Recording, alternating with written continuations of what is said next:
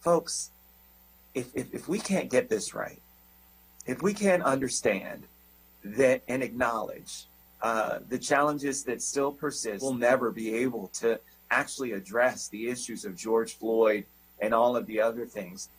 As an unapologetically proud Latina and a mom to two fierce Afro-Latinos. We're on time.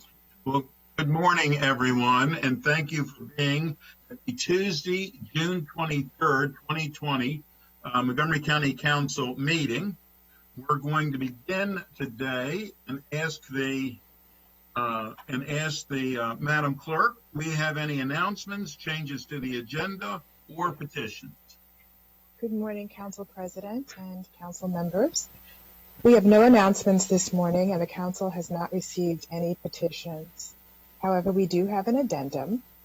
On the consent calendar, number 2I, Introduction, Special Appropriation to the County Government's FY21 Operating Budget, Arts and Humanities Council of Montgomery County, non-departmental account $3,250,000 for Arts COVID-19 Relief Fund. Source of funds, Federal Grant Fund. Lead sponsor is the County Council. Public hearing is scheduled for July 7th, 2020 at 1:30 p.m. Also on the consent calendar, 2J, Introduction, Special Appropriation to the County Government's FY21 Operating Budget, Economic Development Fund, $14 million for support for COVID-19 response. Reopen Montgomery. Source of funds, Federal Grant Funds and unused Public Health Emergency Grant Funds. Lead sponsor, County Council. Public hearing is scheduled for July 7th, 2020 at 1:30 p.m. Also added to the consent calendar under co-sponsors for the District Council session for the introduction of the Subdivision Regulation Amendment 20-01 concerning rules of interpretation, computing time periods. Lead sponsor is Council Member Reamer. The co-sponsors are Council Members Friedson, Navarro, and Hucker. Public hearing is scheduled for July 28th, 2020 at 1:30 p.m.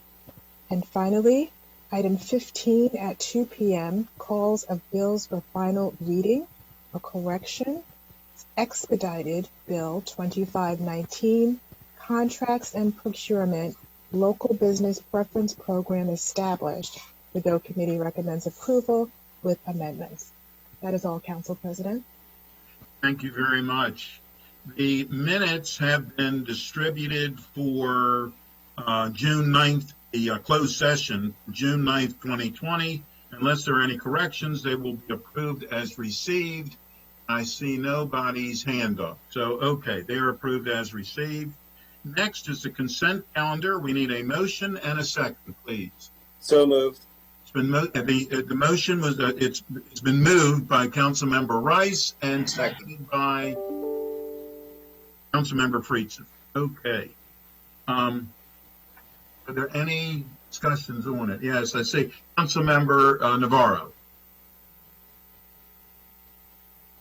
Thank you very much. Appreciate it. I'm trying to move my screen here. So I wanted to speak to item 2E, 2G, 2I, and 2H. Briefly, item 2E, this is the resolution to approve the tax-supported fiscal plan summary for FY21 to 26 Public Services Program. And as you all know, we had a very small, I guess I did make some remarks when we introduced this, but basically we have to do this every single year. It affirms what we did with our operating budget, and the Government Operations and Fiscal Policy Committee met to go over the assumptions that we included in our budget. Mr. Smith did prepare a packet for us. As you also know, and we say this every year, this is really a snapshot in time.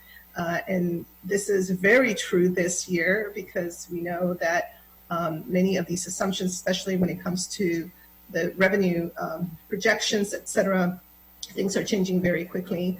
And so what we hope is to have the executive branch come and brief us or send over whatever updated revenues, et cetera, he has. And we hope that this can happen as soon as July. So what we have now in front of us is basically, in this consent calendar, is basically what we have to do every year by law to affirm what we did with our operating budget. Of course, an additional issue is the fact that we will be taking up a savings plan. And so that is also going to be baked into this need for us to have updated revenue projections and just update exactly where we are. So that is in front of you. Also, I wanted to highlight in item 2G that we have recommended for appointment, and this in this consent calendar, a representative from the council to the Racial Equity and Social Justice Advisory Committee, and that is Ms. Selena Mendy Singleton. And so I'm very thrilled that she will be participating in this, and really want to thank her for stepping up to do something that is so important. Item 2H is the receipt and release of the Office of Legislative Oversight research papers, and this is related to Montgomery County's recovery from COVID-19 pandemic. As you know, we all adopted a recommendation that I put forth after speaking to many people, especially in the private sector, that I know you all have also spoken to regarding getting ready for recovery and not waiting until that moment, but begin some of the research. And so we asked the Office of Legislative Oversight to write a series of papers on different topics. And as you can see, what we have right now in front of us is one research paper on small businesses, as well as rental housing eviction. These are really important and very timely reports. We have all, I think, had conversations, made public statements regarding our concern with evictions, and there's been a lot written about this, and of course, how to best support our small businesses. That's super important. Also, as you have in front of you as well, item 2I is an introduction and special appropriation to the county's government FY21 operating budget. This is for Arts and Humanities Council, $3,250,000. Really appreciated working with my colleague Evan Glass and my colleague Craig Rice with our EC committee, went through this particular item. I know all of us have had concerns, conversations with many of our arts organizations and artists, as well as with Ms. Susan Jenkins, who's always at the forefront of all these issues. And this is definitely a very important special appropriation. So I am pleased that we have this in front of us as well. Thank you, Mr. President. Thank you. Mr. Drummer would like to say something, please. Good morning, everyone. I just wanted to talk quickly about item A on the consent calendar. It's a little confusing, and I want to just clarify what we're doing here. This is the appointment of a labor relations administrator just for one particular case and anything that arises out of it, because the labor relations administrator, Judge Alexander Williams, recused himself from this specific case, and the executive has appointed Andrew Strongen, who's a former labor relations administrator for a different bargaining unit, to just handle that case. But it's on the packet says introduction and action, but the agenda still mentions action tentatively scheduled for July 7th. Now, you can do it either way, but I just need to be clear. It does not require a suspension of the rules to approve a resolution confirming an appointment on the same day it's introduced. So I thought that might be the easiest way to do it, because the parties are waiting to get this case moving. So I just want to make sure that if everybody understands that this is action as well as just introduction, and it won't be on the agenda in 2 weeks, unless you'd rather do it that way. But that's the way the packet is set up. Okay. Thank you. Councilmember Rice. Thank you very much, Mr. President. And I really want to highlight item 2I.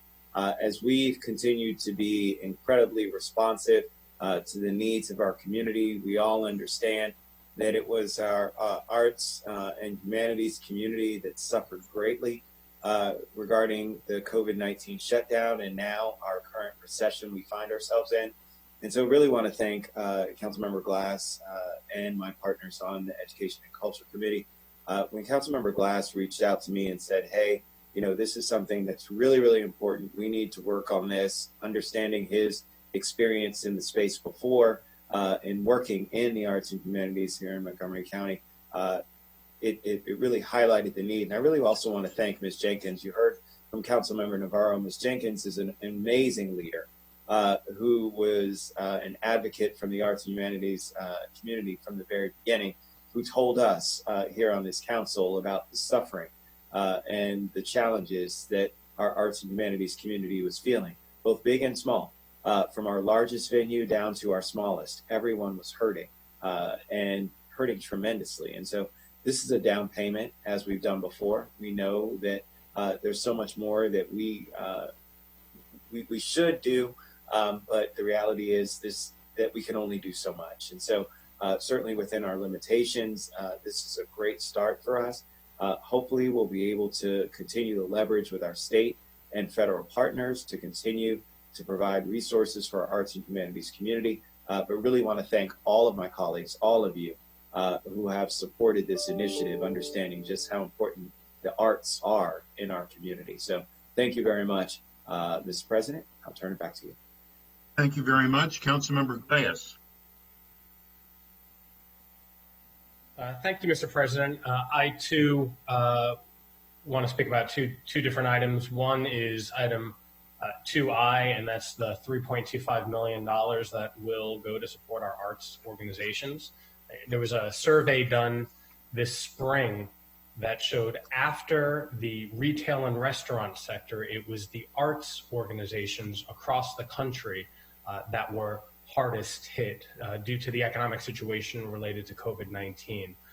And so as someone who has been in that space, I immediately reached out to the Arts and Humanities Council, Ms. Jenkins, as my colleagues have duly noted and expressed appreciation for her leadership, and started reaching out to other arts leaders. And the concerns were real, much like they are in other sectors. And so I really appreciate Chairman Rice and the other members of the Education and Culture Committee, Ms. Navarro and Mr. Juando, for having a really good conversation about what the $3.25 million, how it would be used, and what the real need is.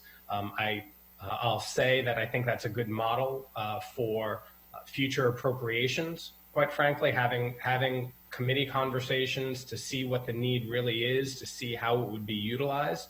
And so again, I appreciate the ENC committee for their support and leadership with that. And then the other item is item 2F, and it's the mobile crisis teams. And I want to thank Council Member Hucker for his leadership in helping put that together.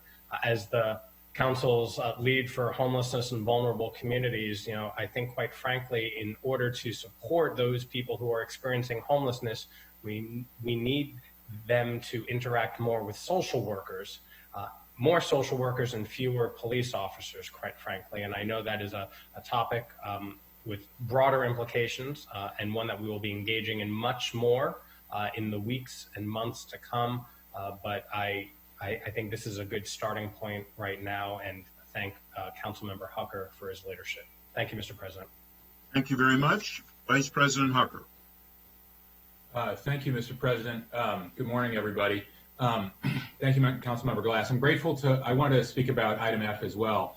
Grateful to all my colleagues for sponsoring this special appropriation and for providing advice and input into it. Grateful to Ms. McMillan for her hard work on the packet, and very much looking forward to working together with all of you on the next steps. Earlier this month, I held a town hall on police community relations. And one of the factors that came up frequently, one we've heard in the Public Safety Committee for many years, is that our police officers are not trained and are equipped to respond to mental health or substance abuse incidents. And yet national studies have told us what Chief Manger and Chief Jones have told us for years in the Public Safety Committee, that a large portion of our 911 calls are related to mental health or substance abuse. And a recent New York Times article says that Montgomery County police officers spend 37% of their time responding to non-criminal calls, only 4% of their time on violent crime. So to me, we need to create a much more effective crisis response and crisis care system to provide adequate and appropriate services for our residents who struggle with mental illness. We shouldn't have to do this alone. Like all healthcare, this is primarily a federal and a state responsibility, but we can't wait for them to take action. The avoidable police-involved shootings of Emmanuel Okatuga and Robert White and Fernand Burhi, all in my district, highlight the repeated inadequacy of our current strategy. I've never seen a carpenter or plumber show up for work with only one tool in their toolbox. They always have a variety of tools depending on the challenge they're going to be facing. But if you only have one tool, that's what you have to use over and over. And in most cases, the only tool we have had to respond to residents in psychological crisis is an armed police officer. We rely too much on our police, I believe, to act as mental health professionals, and we need to stand up a much more appropriate system. And there's never been a more appropriate time to do so when the public is expecting this. The county doesn't have the capacity currently to respond to our behavioral health issues. We only have the one mobile health crisis team, a mobile crisis team based in Rockville, and they're simply too far away to respond in a timely manner to most calls involving residents in crises. And when they have to do that, they have to leave the crisis center, which we don't want either. So instead of having only police officers respond, as Councilmember Glass mentioned, I believe we need to have behavioral health professionals placed around the county that can respond in real time. The special appropriation funds, 6 of them to get us started. And equally important, I think it calls on the council and the executive to work collaboratively to establish an interagency work group to develop an enhanced model to address this crisis. Other jurisdictions have effective models. It'll take us some time to bring together our staff experts to figure out the optimal model or combination of models for Montgomery County. But because we know our HR process can take many months, it's important that we're starting today by encumbering the money with this appropriation so we can begin to advertise the positions while we research the data and the options for our approach. I think our plan has to be informed by research and best practices and lots of advice from the community and a thorough analysis of our 911 calls. And it has to be culturally appropriate and include social workers who speak languages other than English. And finally, I think we have to have a community-based approach that includes a lot of the voices of the residents that will be the most impacted by this. Just to wrap up, I don't believe at all that one special appropriation or one policy is going to single-handedly resolve community police problems or dismantle institutional racism. This is just one piece in the puzzle, but it's a critical piece, and it's very much a start on how we reimagine public safety moving forward. So I'm grateful to all of you for your support and leadership on this, and look forward to working with you on the next steps. Thank you. Thank you. And let me jump in on item F as well. And I certainly want to associate myself with all my colleagues on what they've sent on other agenda items. But this is really a continuation of what we've all been working on. I personally worked on the mental health courts, bringing them to Montgomery County, both a district and a circuit court. And we have seen the positive steps that those mental health courts have helped in Montgomery County. We've seen for people who needed assistance and needed extra guidance, and they come to court every week, and we have some very fine judges that are working with them literally on a one-to-one basis. But we've had graduations that people could not necessarily have to come to court every week. They needed to continue to make certain that their medication and that they're working with their mental health professionals to get them to a better place for themselves and their families. But this is another step.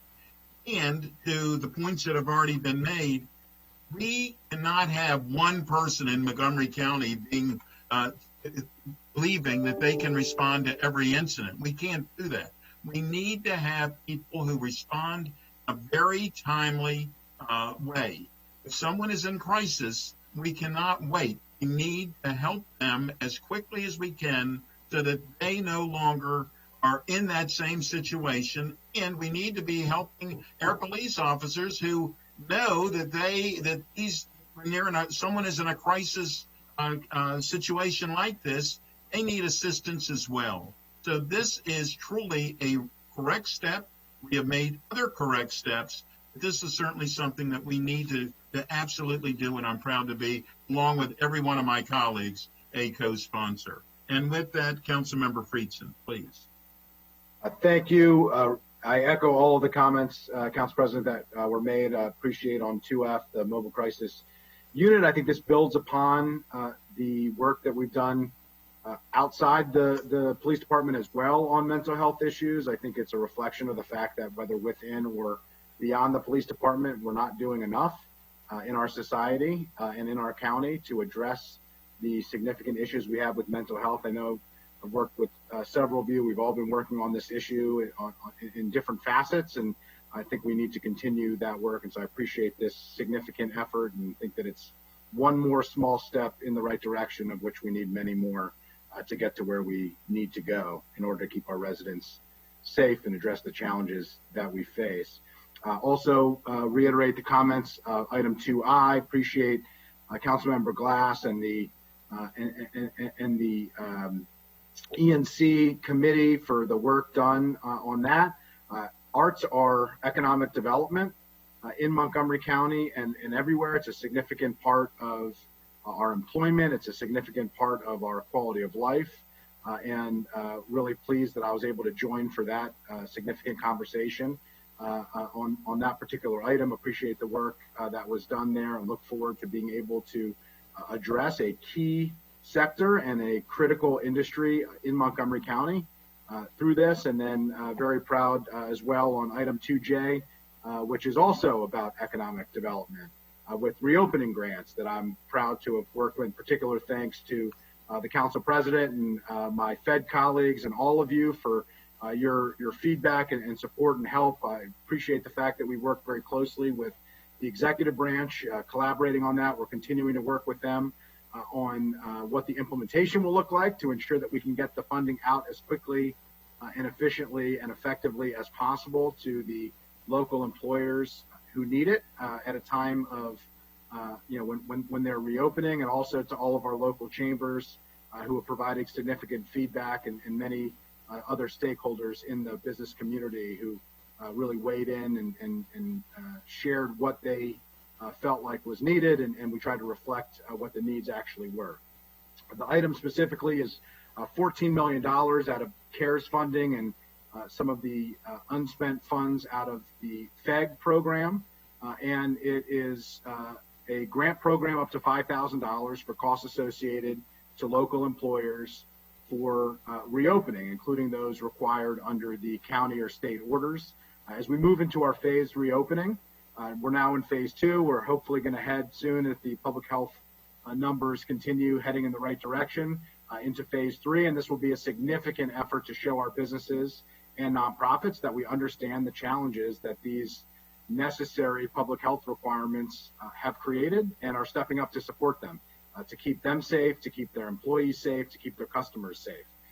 The FEG program that we propped up very quickly on this council, that I'm very proud of the work that this council did, was about helping businesses that were closing and reflecting the fact that those losses were significant, and we wanted to help them keep their lights on. This is focused on safely reopening, and the fact that our employers and their employees have to adjust to a new normal in order to get their businesses up and running, and to keep their workers and to keep their customers safe.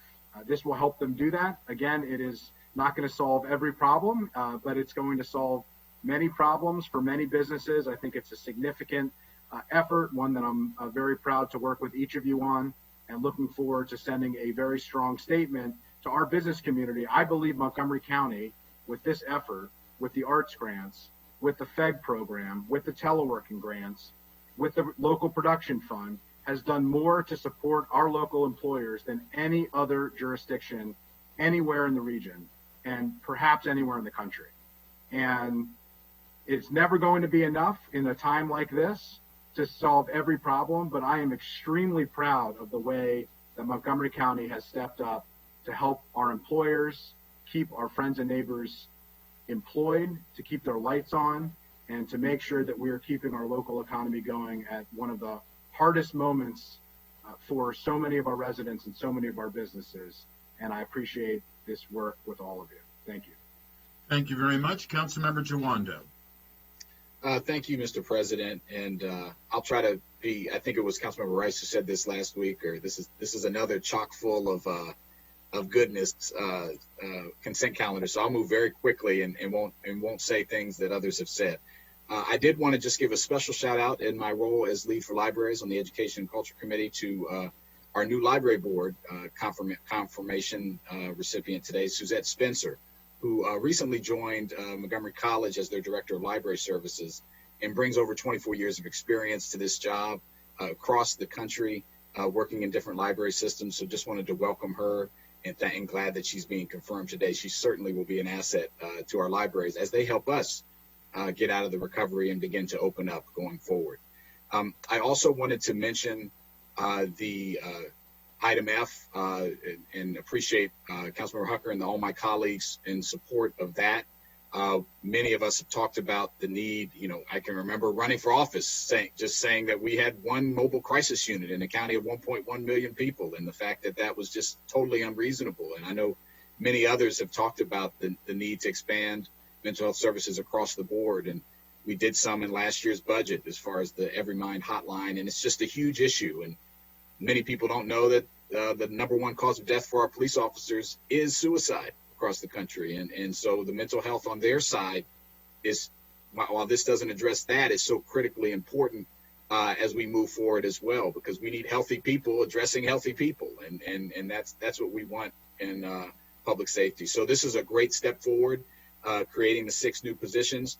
I really look forward to the continued discussion on models like Cahoots that I know Councilwoman Navarro and I have brought up multiple times, and others where you actually don't even have to deploy our police officers to folks that are experiencing homelessness or mental health crises. And that's going to be an ongoing discussion, but this is a great step and a good marker moving forward. So I want to thank all my colleagues for that. And we know that even with this training, there are still significant disparities. And so we need to make sure that these officers have cultural competency. And when you have numbers like 50% of the people arrested in 2018 being Black, and all the people who have been killed that Mr. Hucker mentioned are Black men that are experiencing health crises, we know that even if you have the training, you have to know to deploy it and have that empathy. And that's why the other issues we're working on with accountability and our racial equity work is so important. So I'm really happy about that. I also wanted to briefly mention the rental housing evictions OLO report, which I had asked folks, our OLO great team to put into place. We all know how serious that this potential evictions wave that's coming is. According to Eviction Lab, an independent group, Maryland has one of the highest eviction rates in the country. And we know that disproportionately Black and Latino families are the most likely to be evicted and most likely to have missed May and June rents. Additionally, landlords of smaller multifamily buildings have been heavily affected because they charge those lower rents and have a disproportionate amount of lower income families. So they need support as well. We know that our homeless population, Black residents make up 19% of the population, but 65% of the homeless population.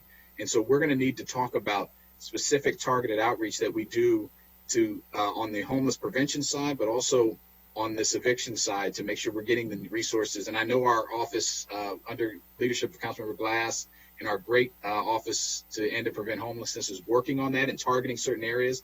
That's going to need to be a huge focus. So I'm glad we have this information, and I thank the folks in OLO for putting it up. And then finally, really excited. This will be my briefest comment on the arts and humanities.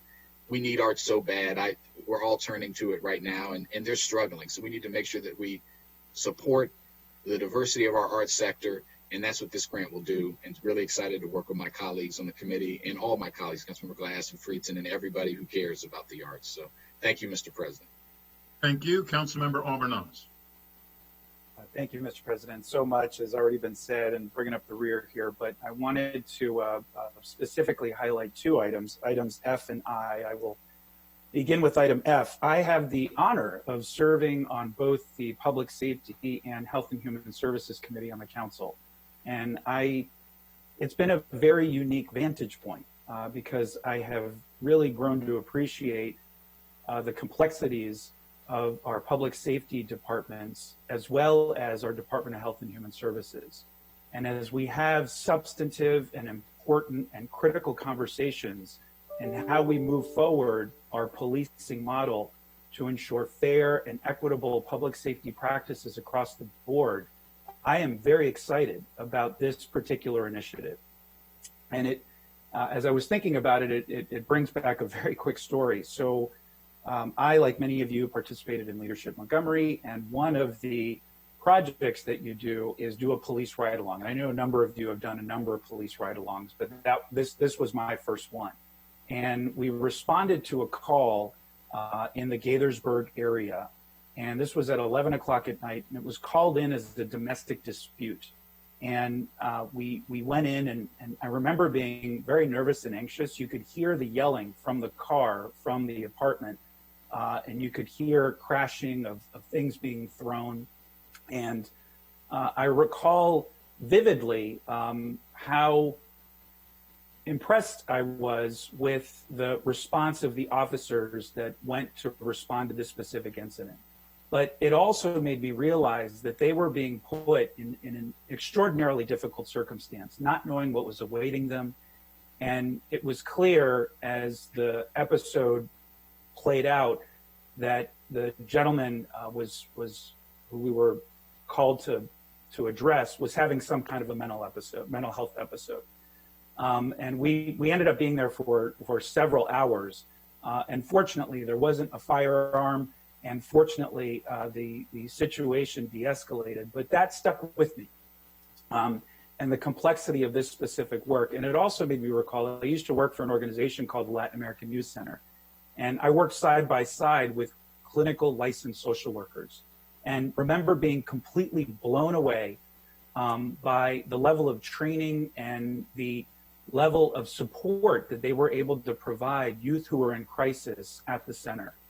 And so this particular measure is so important because it will help expand and build on a foundation that we are going to have to build off of. This is an important step forward, but there will have to be many more to more intentionally combine the efforts of our Department of Health and Human Services, our behavioral health and mental health providers, working hand in hand with law enforcement to be able to more appropriately address situations moving forward. So I think this is a critically important step. We will be having a joint committee session on July 9th to discuss outcomes, to discuss the mechanics of how this will work. And I so appreciate Councilmember Hucker and Councilmember Katz and all of my colleagues who have been so progressive and intent on ensuring that we provide a public safety model moving forward that really takes into account the unique aspects of Montgomery County. And so this is an exciting step forward, and I'm very, very happy that we're doing this. The second thing I'd like to talk about is the arts and humanities support. As has been stated so eloquently by my colleagues, our arts community has, by virtue of the requirements of COVID, been disproportionately impacted because they have not been able to open their doors through the crisis. And to their credit, they have been incredible team players, as has our entire community, to help make sure we keep our community safe. And so this is also an important step forward in supporting our arts community, who we know are hurting exponentially. All of us have had heartbreaking phone calls with leaders in our arts community over the last several months. Many of them are going to struggle to reopen at all. But this is an important step to support them and acknowledge the critical role they play in our community and the critical role they will play in our healing moving forward. So thank you, Mr. President. Thank you to all my colleagues. This is another important step forward for the council. Thank you. Councilmember Reamer. Thank you. Just also want to add my voice to my colleagues expressing appreciation on the additional funding for mental health response. You know, we really identified the need, for me personally, for rethinking how the police service responds on mental health when we began the work on the commission in June of 2018 after the shooting of Robert White. And it was a primary objective for the commission was to help rethink training and services for these types of incidents. And I remember at the time the NAACP observing what a large share of interactions are based on mental health, calls. I think we've all learned even more about that in the ensuing years. And so anything we can do to shift how those services are provided, I think would be welcome. So I'm really supporting this amendment, and I know we're going to be heading into a budget cut immediately. So we're going to have to work hard to keep this in the final budget for the upcoming year because it's going to be tough. So we're going to have to be finding savings in other areas. So that's just something to keep in mind.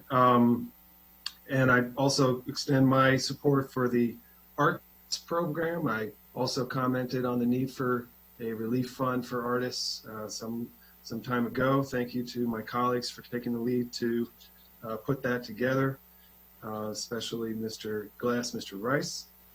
And I want to thank Mr. Friedson and Mr. Katz for their lead crafting the Reopen grant.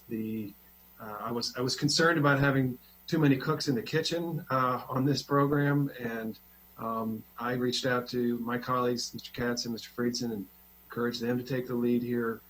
Didn't feel like I needed to necessarily take that on myself because they've got great expertise from their work along the way. So I think they've done a terrific job putting together a very tight proposal that I'm optimistic will be a smoother road. I know there are a lot of businesses out there that will never forget, being ineligible for the first round of FEG because they couldn't show the losses from March for a variety of kind of just internal reasons that, from a big picture are not what we would want, but that's the way it played out. So I hope that those businesses will be able to secure support from the county to meet their expenses to reopen. And again, I want to thank my colleagues for taking the lead there to put this proposal together. Thank you. Thank you, and thank you for your leadership on this as well, Councilmember Reamer. You mentioned cooks in the kitchen. I think the Food Channel has helped us all. We all now understand how it takes many different ways to get a meal prepared. And I think that's exactly what we're doing. We're working together to get there. I see no other speakers for the consent calendar, so we're going to say that we have a motion by Councilmember Rice. We have a second by Councilmember Friedson. All those in favor, please raise your hand. And that carries unanimously. Thank you very much. All right. The next item that we have is a presentation, a report from the Charter Review Commission. It's a public hearing on recommendations of Charter Review Commission and proposed charter amendments scheduled for July 7th at 1:30 p.m. And I am assuming Ms. Wellens will lead us off. Who's going to lead us off? Yes, thank you, Mr. President. Good morning, and good morning, council members. Thank you. I'm pleased to introduce your item number 3 on your agenda, which is the presentation of the Charter Review Commission report. As you know, the Charter Review Commission is an 11-member appointed commission that is charged with studying the county charter and with making recommendations to you, the county council, through a report every other year. And we have with us this morning the chair of the commission, Mr. George Margolis. We also have Mr. Christopher Danley, another member of the commission, both of whom will be speaking to you. So let me turn it over to Mr. Margolis, again, the chair of the commission, who can lead you through, and I'm here and happy to answer any questions from the staff side. Thank you. Thank you. Mr. Margolis, thank you for being here and welcome. Good morning, Good Mr. morning. President. Thank you for the opportunity to present. Your video is not on, George. I don't know if you want it to be, but I do. let me see here. It was on before when we Right. were talking. I'm not sure what I need to do to put it on here. There's an image of a video camera on the bottom left. Just click on that. Oh, here we go. Start video. Is it on now? No. It says you cannot start your video because the host has stopped it. All right. Well, maybe we can see if we can help from that end. All right. Well, Someone help George out, please. okay. Let me start again. Good morning. Thank you, Mr. President, for the opportunity to present the 2020 report of the Charter Review Commission. When the council was so kind, I think, to appoint me approximately a year ago as chair of the commission, little did I know that we would be spending countless hours on an issue that would generate so much emotion, so much thought, and so much dialogue. As is apparent from reading the commission's report and the minority report, the commission is divided down in the middle on the only issue we undertook to study this past year, the very structure and composition of the county council. Before proceeding further, though, I do want to acknowledge and express my gratitude for the input we received from many of you on the council, whether in writing or in attendance at our monthly meetings, or by testifying at our listening sessions, or in attendance, as I said, at our monthly meetings. The commission was also aided by the diverse viewpoints of residents who took time to speak at our listening sessions or to send us an email. That benefit is not measured by the number of speakers or writers who spoke in favor of one position or another. Here's something clicked on again. Start my video. There you go. All right, thank you. That benefit is not measured by the number of speakers or writers who spoke in favor of one position or another, or whether they repeated arguments advanced by an organization. Rather, the commission and the council are the better for having an active and engaged citizenry. Let me get to the heart of our recommendation and its rationale. Oops, you can still see me? That we can. Okay, it went off my screen. There we go. After much discussion and deliberation of a range of views, looking at the issue from all sides, we voted to recommend that the current structure and composition of the county council be maintained. The foremost reason is that citizens benefit from being able to cast ballots for 5 candidates to directly represent them on the council, their district members, and all 4 at-large members, comprising a majority of the full council. Being able to vote for only one of 9 council members rather than a majority of the council would significantly diminish citizens' voices. The public recognize that they can readily approach any one of those 5 council members, whether on a constituent, policy, or legislative matter. To those who testified as to unresponsiveness on the part of some at-large members in the past, as if this is an argument for an all-district council, the obvious answer is to go to the polls to elect someone else to their liking. The second fundamental reason for maintaining the current hybrid structure is that it encourages a proper balance of interests on critical issues affecting the county. At-large members are elected to see the holistic picture, take into consideration the needs of the entire county, whereas district members, rightly so, are elected to look out for the needs of the constituents in their respective districts. A council comprised exclusively of district seats will undoubtedly lead to a more balkanized council in which members view issues primarily through the lens of their districts. Most who argue in favor of an all-district council point to the population growth over the last decade or two as requiring smaller districts to permit council members to be more responsive. Although it's indisputable that the county has grown in population, it's a non sequitur to argue that this dictates smaller districts. We don't subscribe to the notion that your districts are unmanageable. What makes one think that a council member is likely to be more responsive by reducing the number of constituents in his or her district if he or she were not responsive before? Conversely, where is the evidence that a well-qualified council member cannot faithfully represent a more populous district?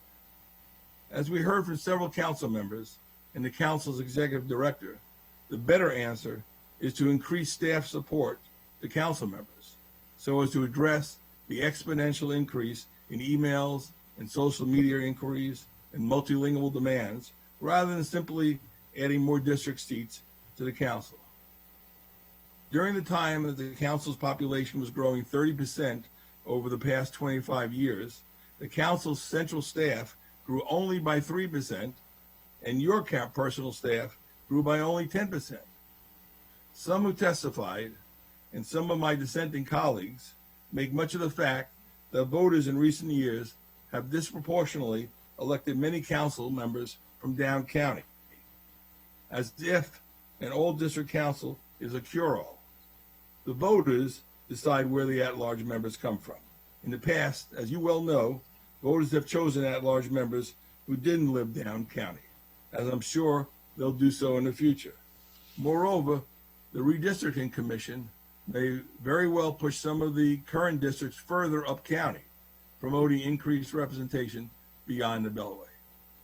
Some point out that it costs more to campaign for an at-large seat than a district seat, as if this is an argument for taking from our citizens the opportunity to vote for a majority of the council, or that it negates the benefit of a hybrid council balancing the needs of the entire county with the constituent needs of respective districts. We don't deny the additional cost to run at large.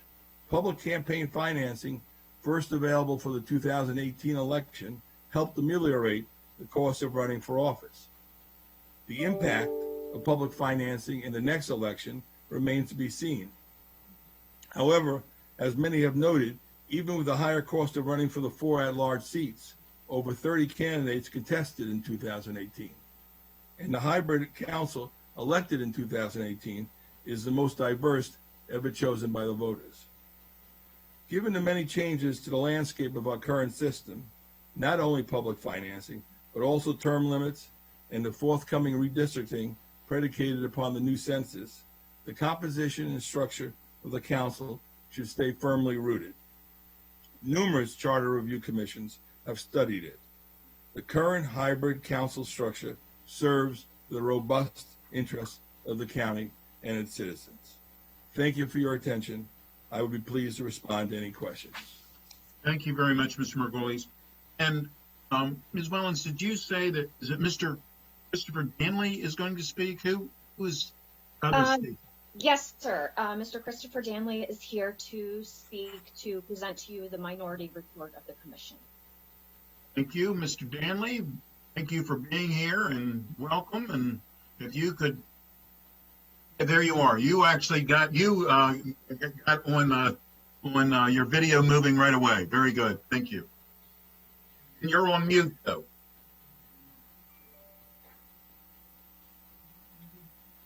There we go. You're off. Hear me? Great. You're good. Good morning, everybody. Thank you for giving us the opportunity to present the commission report for 2020. My name is Christopher Danley. I'm one of 5 commission members who signed on to the minority report. And here's the 2020 minority report on council structural reform in less than 10 seconds. We listened, we learned, and now we need you to lead. So we listened. This was probably the most proactive commission in history, and a lot of that credit goes to Chairman Margulies. We held 4 listening sessions on this issue, and nobody can remember that many sessions by one commission ever. It may be a record. We heard from a lot of people at these sessions and our meetings, and we heard from the county executive. We heard from several different council members at our meetings and at the sessions. We heard from council staff. And most importantly, we heard from the people, the county citizens. We read everybody's emails and correspondence that were sent to the commission on this issue. And we reviewed a lot of other material and information on this issue. In short, we were drinking from a fire hose, it felt like, and we were loving every minute of it. So after we listened, we learned, and this is what we learned. As a result of all this information, we were able to put together perhaps the most sourced document ever generated by the commission. After assembling all the facts, we were able to see the big picture and draw several conclusions. Our first conclusion, the county is too large and populous for 5 districts. The current council structure was put in place about 30 years ago, when there were about 760,000 people in the county. Since then, the population has grown by 45% to 1.1 million people. So based on this data, Commission member Dr. Nicole Gibbs Thomas performed a quantitative analysis and found that the council member to resident ratio for Montgomery County seemed to be outside the range of other jurisdictions. There were, in short, there were too many residents per council member. Here's another thing that we learned. Campaign costs for at-large seats increase the likelihood that special interest groups can capture the council's agenda. I think we all can agree that the costs for at-large seats are increasing, and we believe they're doing so at an alarming rate. And the costs seem to be driven by the fact for at-large seats seem to be driven by the fact that there are a lot of people in the county, and that the money to campaign for countywide for these seats does not all seem to be coming from ordinary citizens, but rather from others, perhaps with strings attached. Here's another thing we learned. The current council structures causes representational inequality in the county. We've seen maps that show where 7 members of the council live down county with about 30% of the county population. The other 70% of the county is represented by 2 members, according to this map. And we dug into the history, and we've discovered that the uneven distribution of council members is not a random occurrence, but seems to be an ongoing problem. Here's another thing we learned. The district seats can create opportunities for diverse candidates. Typically, at-large seats create barriers for minority candidates. Recently, term limits have helped bring down this barrier somewhat. Current data shows that Down County may be the least diverse part of the county. So having more districts located all throughout the county should give diverse candidates more political opportunities. So we listened and we learned, and now we need the council to lead. The overwhelming majority of Montgomery County citizens that we heard from seem to want structural reform of the council. The information we reviewed showed that there are positive benefits to district seats. We did not see any downside to having more district seats. The commission voted on this issue, and like Chairman Margulies said, it was a dead heat. So please don't get hung up on the labels about this is a commission report and this is a minority report. Our findings are designated as a minority report, but again, don't get hung up on labels. We believe we are presenting the council with a valid question for the ballot. Regardless of how you feel about the merits of at-large seats, the people of Montgomery County have a right to vote on the issue. The council is being presented with an opportunity to let voters exercise their rights. No doubt it will take political courage on your part to help get this issue on the ballot, but that's why you've been elected, to lead. And we know that you will. Thank you. Thank you very much. Councilmember Reamer. Thank you. Mr. Council President, so it's time for us to discuss. Okay, I appreciated the recommendations from the commission. Thank you to both the majority and the minority side for the presentations. I just feel really strongly that today a Montgomery County resident is able to ask for help for constituent services for a position on an issue. They're able to ask 5 council members to support the position that a resident wants them to support. Under a district system, a resident would only be able to ask 1 council member to take a position. It is a huge reduction of influence, representation, political power for every single resident of this county. Today, everyone, anywhere they live, can reach out to the county council and say, I want you to support police reform or education reform or healthcare, and if you don't, I won't vote for you again. And as a result of that, you have council members, I think, who are highly attentive to communities in every part of this county. I spend a huge amount of my time in parts of the county that have small populations, relatively speaking. But I personally, and I know my colleagues are the same, are dedicated to representing every part of this community, every corner, every community, every neighborhood. And so you'll find that there are unresponsive council members from districts and from at large. That is just, there's no distinction of who is responsive and who is not, according to whether they are from a district or from the county as a whole.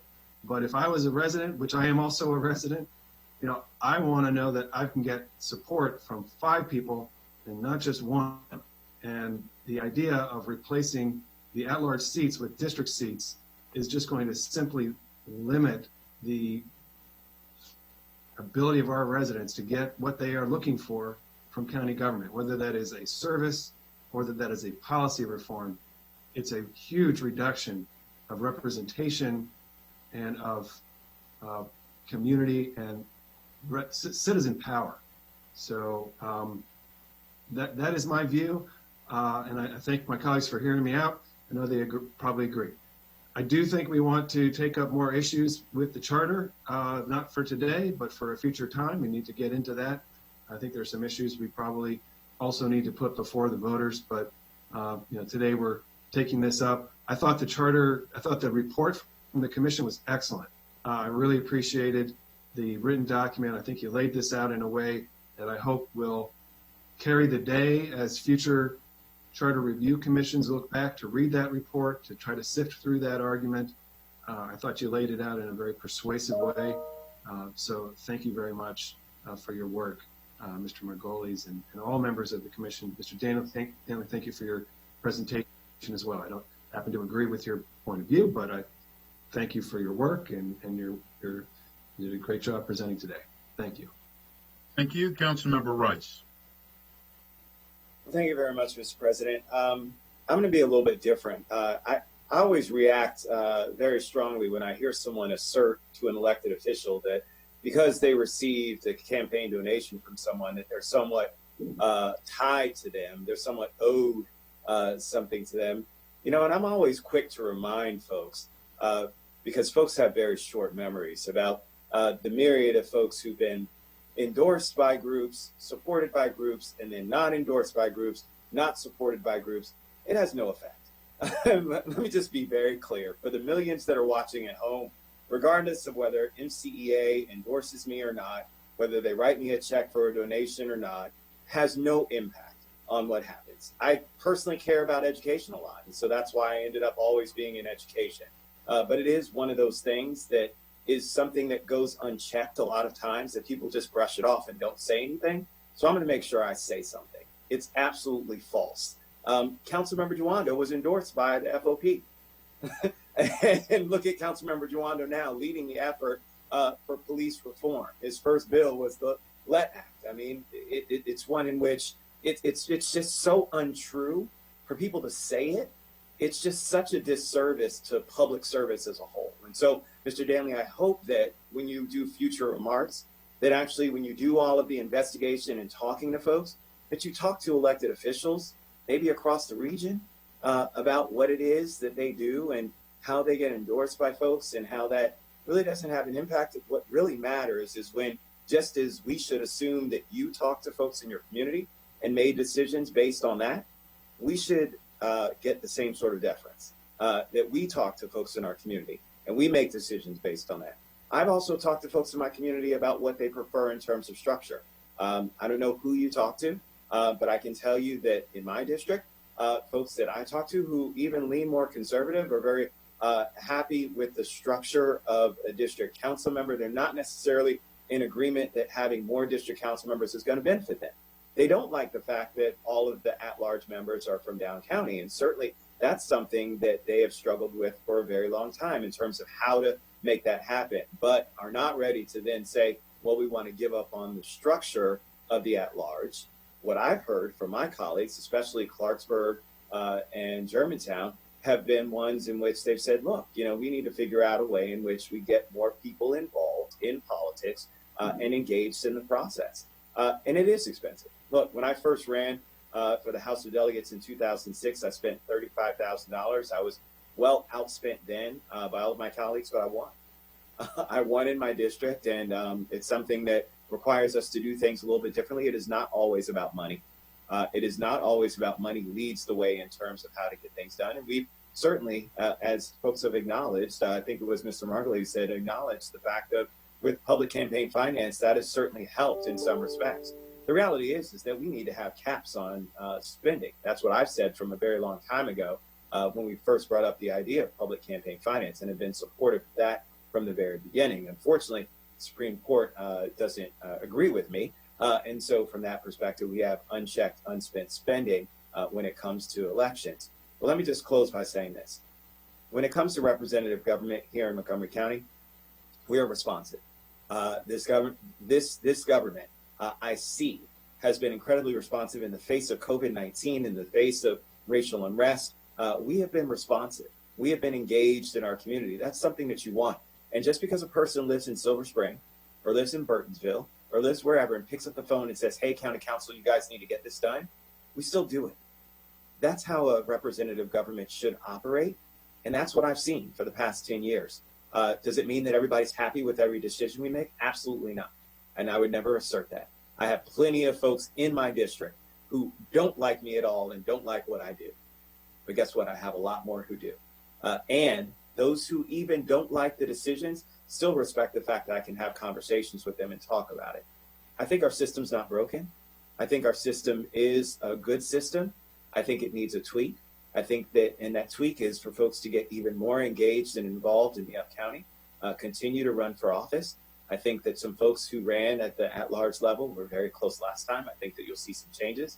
I'll be rotating off of this council, so this isn't about any parochialism on my part, beyond the fact that I'm still going to be a resident here in District 2 and certainly will want my opinion to be heard. My opinion is one in which I think that our current system is the one that makes sense. Thank you very much, Mr. President. Thank you, Councilmember Navarro. Thank you, Mr. President, and thank you, Chair Margolis and Mr. Danley, for the presentation. I think this is a very important topic, and I don't think that we can dispute the facts that, of course, the county has grown, and of course, the county is majority people of color, and of course, we have over 30% of our residents who are immigrant, and MCPS has over 120-something languages spoken. So I think this issue of representation is a really important one. And I've thought a lot about this particular proposal. One of the misconceptions also is that district council members somehow don't have the big picture in mind or don't work towards building and promoting a strategic vision or a holistic vision for the county.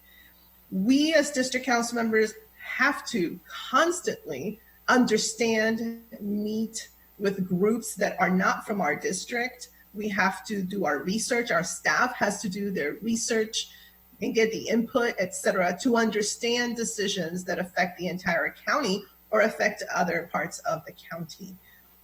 Just recently, last year, we also launched the Economic Development Platform. This is not a district-centric type of approach. Every single budget, it's a county-wide budget. Every single bill that we pass is a county-wide bill. And so, again, we, district council members, of course, we're called to be very focused on the needs, specific and distinct needs of our districts.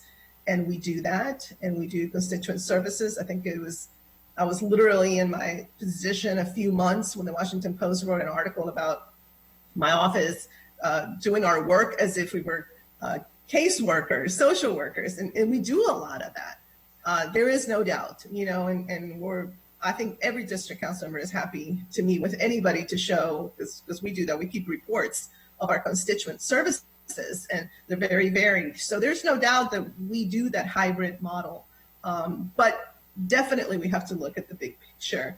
The other issue is the issue of the public campaign finance.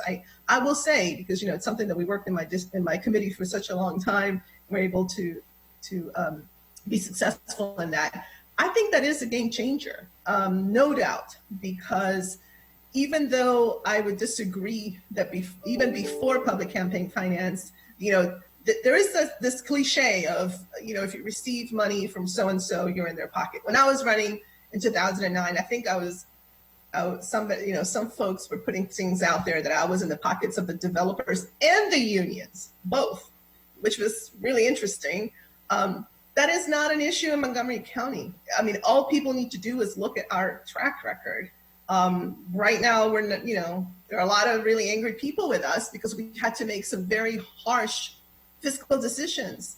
And these are things that we care a lot about, our employees, school funding and things like that.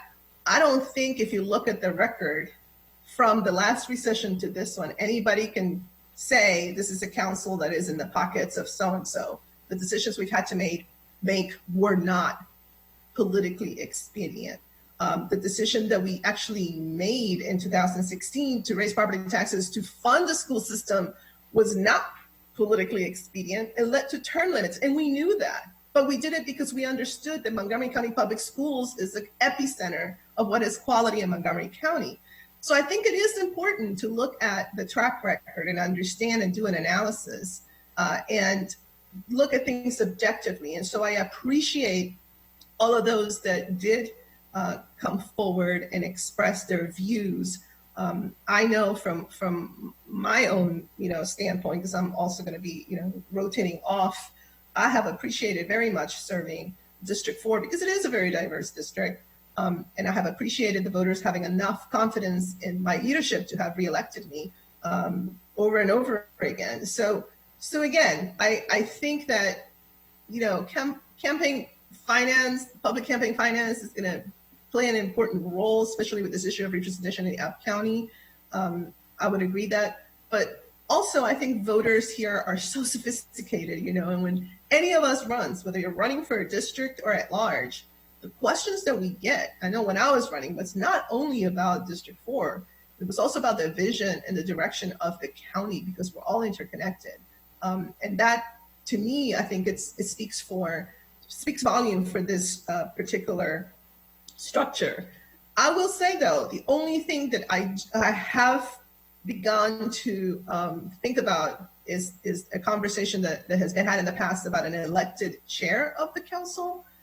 I will have to say that has been more and more an area of interest because I do think that, when you have 1-year terms as president, by the time you're wrapping up, you're kind of like finally had everything going and then you're rotating out. And so I think that is an interesting thing to look at, but I do agree that the structure works.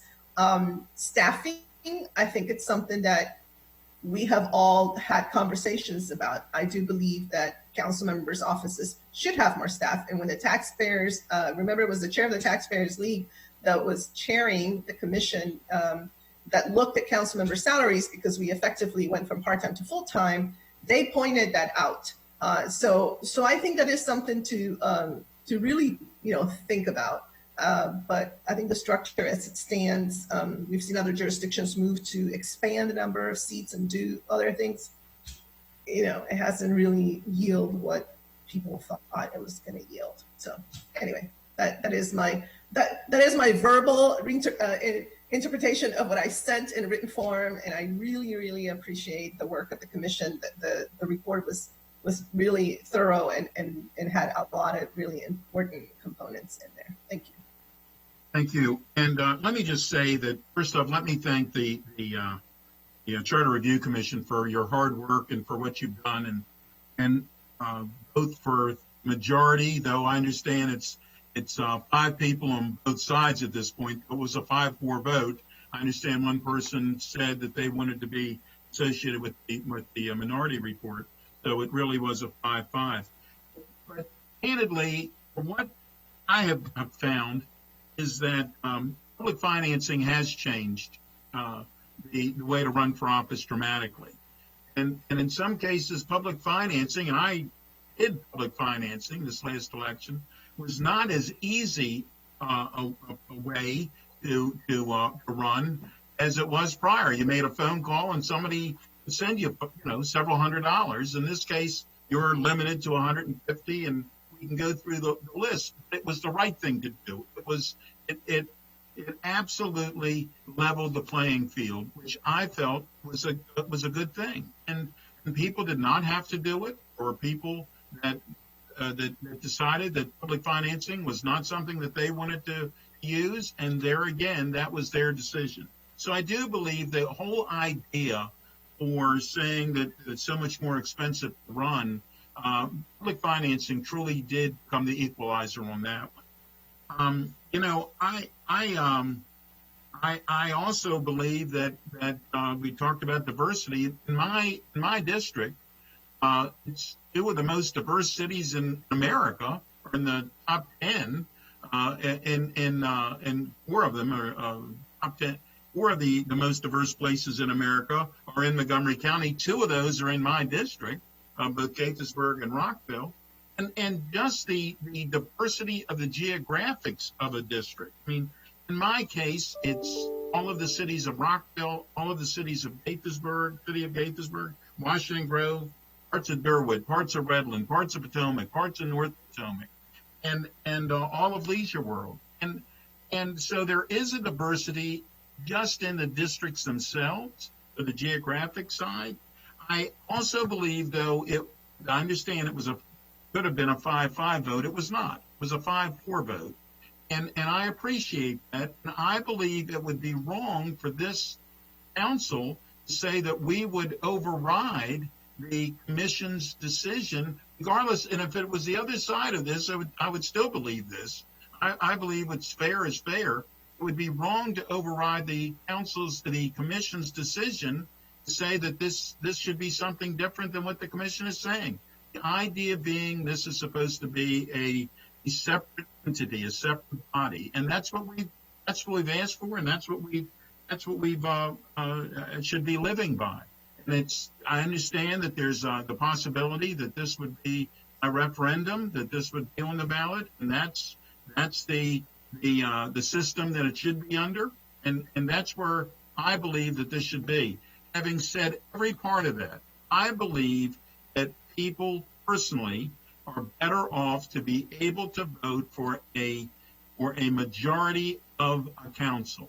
I believe it is to their benefit. Whether your candidate wins or your candidate doesn't win, it's still you are better off to vote for a majority of the council. And I know of places in Maryland that they have not had that situation, and it becomes very parochial. Somebody will vote against the entire budget because you didn't help my district. And that's not the way it should be. And, might I add, that in our case, my vote is as important for someone who's living in Silver Spring, though I represent Leisure World in Silver Spring. I don't represent the rest of Silver Spring. My vote is important to that person as it is to this person who's representing that area in Silver Spring. I take that very seriously. Every one of my colleagues takes that very seriously. It's been said we meet with people all over this county, and we should, whether they live in your district or not, because that's the important part.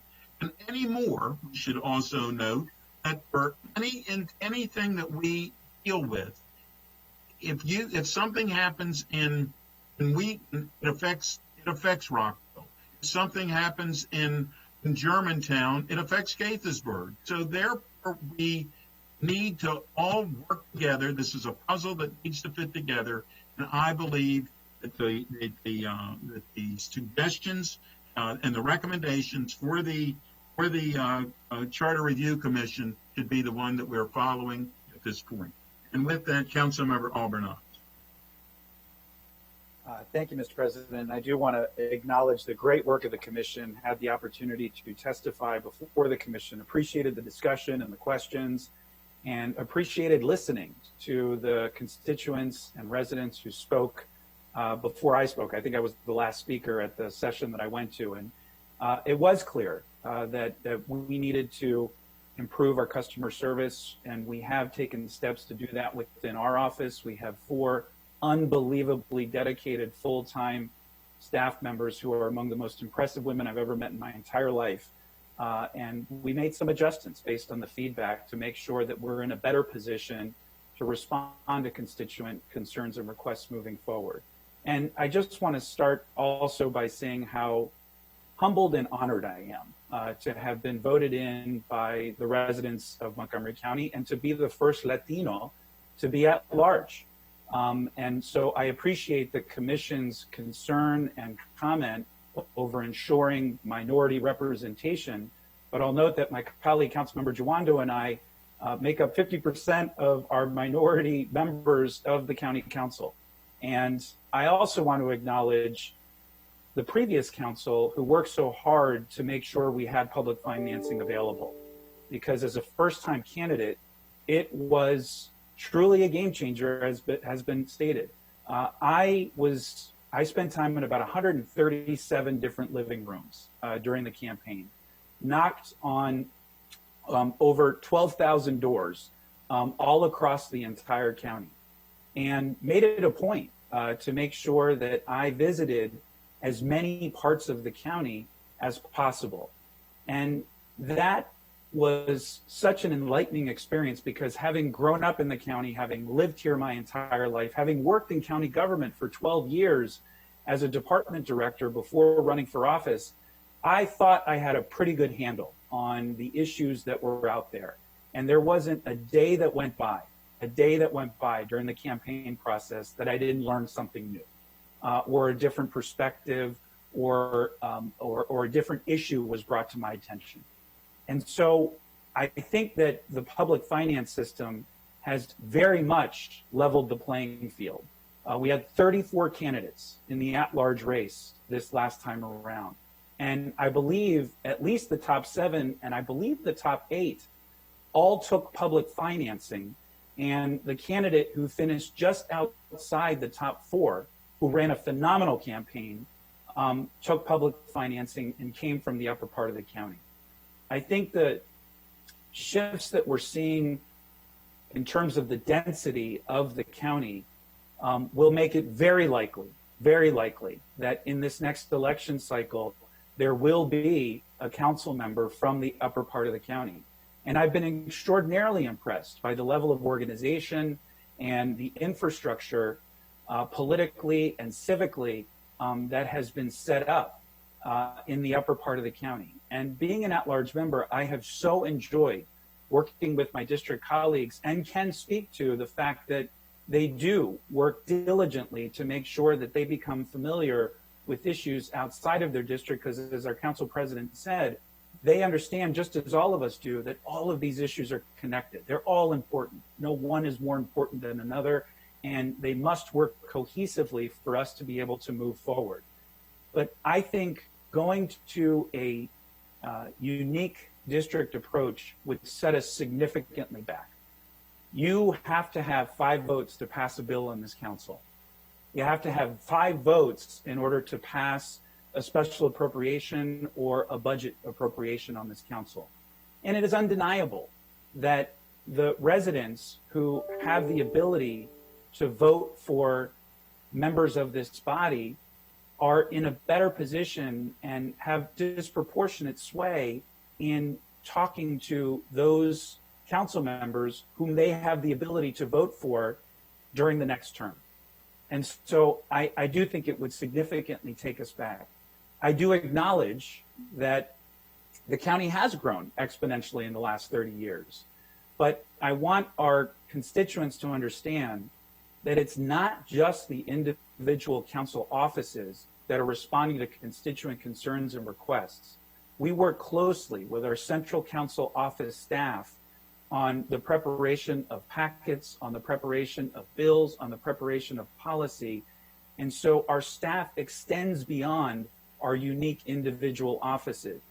And I've been incredibly impressed at the work and collaboration between that central office, including our public information efforts, as well as our legislative, working collaboratively with individual council offices. Having said that, I do acknowledge that we do have to look at our staffing structure as a whole, because we want to make sure that we put the council in the best possible position to address the unique needs of all of our residents. And so that is something that, as things improve financially and fiscally in the county, is something that we need to work on. But I also just want to state that, as I said before, you really do come to appreciate the interconnectivity between capital projects, between economic development, between education. And so I think having that perch particularly as it relates to the campaign process, is valuable and would be lost if we didn't have that same opportunity. So I appreciate the work of the commission, agree with the sentiment of my colleagues, and state that as a lifelong resident of this county, knowing other jurisdictions who have unique individual districts but not an at-large seat, but worked hard to add an at-large seat because of concerns with that structure, I just don't think taking steps back really makes sense. And to the concern about undue sway because of how much funding has to be raised, you could only, if you participate in the public finance system, you could only take up to $150. And that is not a significant amount of money.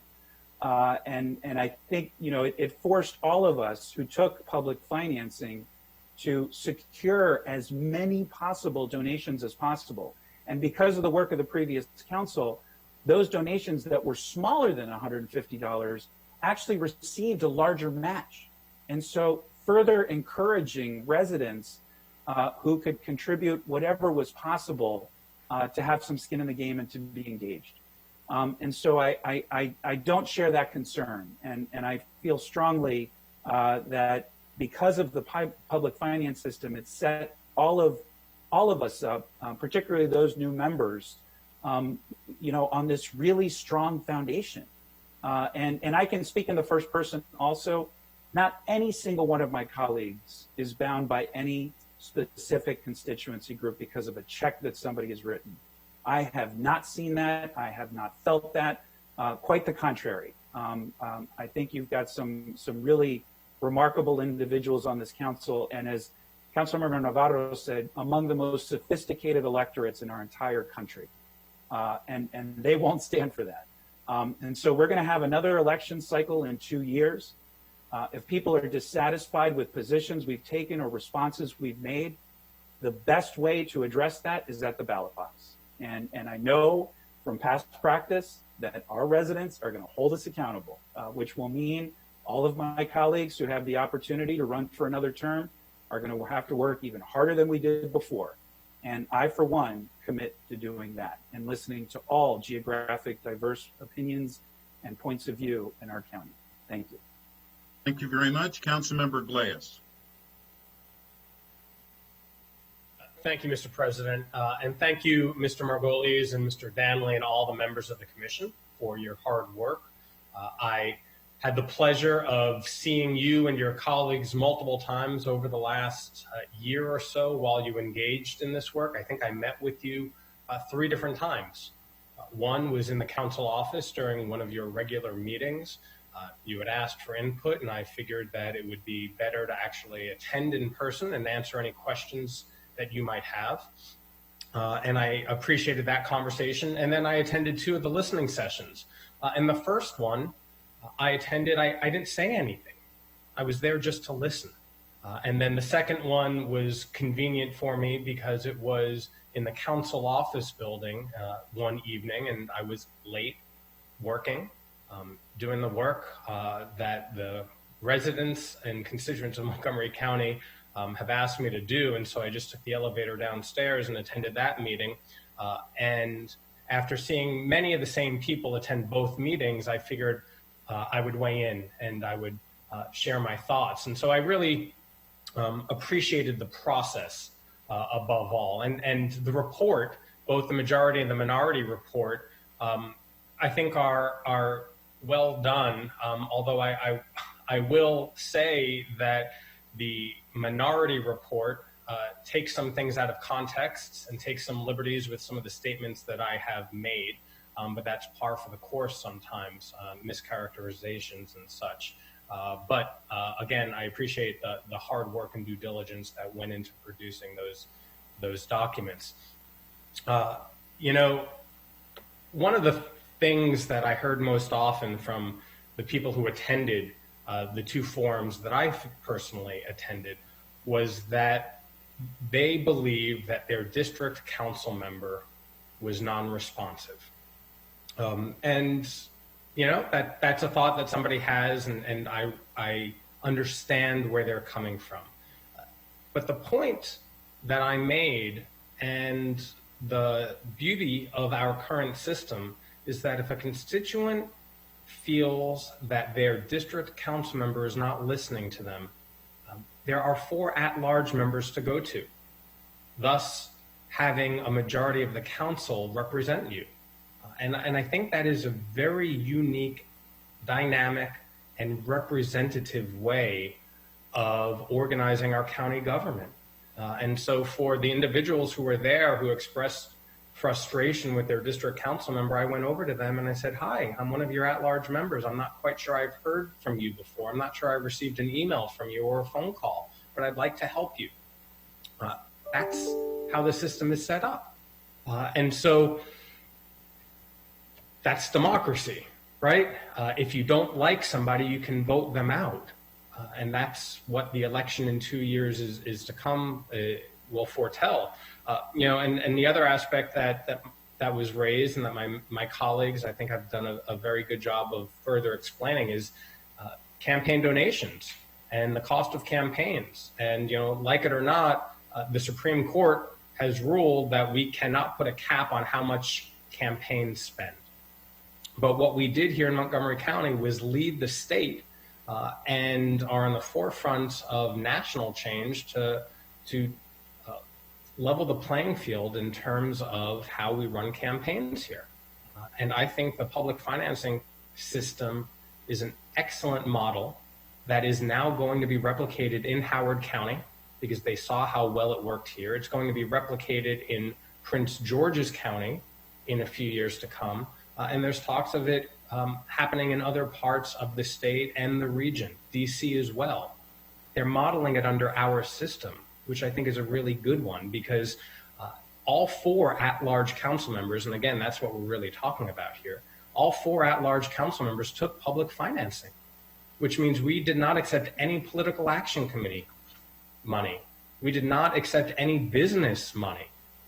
We only accepted money from living, breathing residents. That's who we're accountable to. And that's who we do the work for. And so let's just make that clear, that that's what public financing is all about. And the way that we all succeeded in running our campaigns and succeeded in the public financing system, I'll speak for myself. I had nearly 90 meet and greets from Poolsville to Tacoma Park and from Bethesda to Burtonsville, crisscrossing this county, talking to everybody. And again, it's an at-large race. And I'm very proud of all the votes that I received up county, down county, east and west and central. And don't take any of that for granted. And so with that said, I would actually like to ask both gentlemen a question. The reports focused on whether to maintain the current system of having 4 at-large and 5 district, or switching to an all-district makeup, 9 districts in particular. I shared with you, and I'll share it now, that even before being elected to the county council, I thought that we should increase the number of districts by 2, whereby we maintain the at-large districts, the at-large seats, for the countywide perspective, a holistic approach, but then recognizing that population increases would warrant more local representation. And I think by adding 2 district seats, you strike that balance. That's what's essentially happened in Prince George's County, where they had 9 districts, and they realized that 9 districts weren't necessarily, that they wanted to improve upon the 9 districts, and they added 2 at-large seats. And then you have 13 council members in Washington, D.C., which has 20%, 25% fewer residents than Montgomery County, and their makeup are 4 at-large seats and 9 district seats. And so there are models elsewhere. But for Mr. Margolis and Mr. Danley, I'm curious why you only focused on the current system or switching to 9 districts and not enhancing the current system now, like adding 2 district seats. Mr. Margolies, you first. Sure. Let me address that first, Councilmember Glass. In the course of the entire year, we did have discussions about other options. Came up briefly at the listening sessions from different people who spoke, but in our discussions at the commission meetings, a number of items were thrown out among the commissioners and among those who addressed us, yourself included. One of the options that Commissioner Lauer put on the table were 7 districts and 2 at large. That's not expanding the commission, but that was another option put on the table. Expanding the council with additional district seats, the county executive put that on the table. You had alluded to it, and some commissioners did. Another option put on the table was to increase district and at-large seats, but in the same proportion was put on. So we had a number of different options put on the table. Ultimately, when it came down to a vote of proposals on the commission at our May meeting, the only 2 proposals put on the table were the current configuration of the council, 5-4, and the proposal put on by the all districts for Montgomery County proposal going to an all 9 district council. Now, just speaking for myself, I don't want to speak for the commission. I was not inclined to go to an expansion of the number of seats on the council by adding additional districts. Because, again, just speaking for myself, enlarging the council, I thought, would dilute collegiality, diminish the opportunity to reach consensus, and prolong debate without any significant benefit to the current council structure of 5-4. I'm not saying that the world would come to an end if we added additional districts, but the benefit of simply decreasing the size of the districts would not give you significant benefit for the reason I spoke to earlier, feeling that council members adequately represent the size of the districts now and would benefit more from additional staff. But again, the commission, when it came down after the entire year discussing this and receiving input from the listening sessions, the 2 proposals put on the table were the current structure of 5-4 or an all district council. Even though a number of the commissioners, Mr. Lauer, Dr. Thomas, even though she wasn't there, ultimately, as you saw, weighed in at the end, had originally spoken several times to wanting to have at-large members remaining on the council. So that's my response to you. Thank you for that, Mr. Danley. Councilmember Glass, it's nice to see you again. We saw you so often, we wanted to make you an honorary commission member. We really appreciate your participation. It added a lot to the report.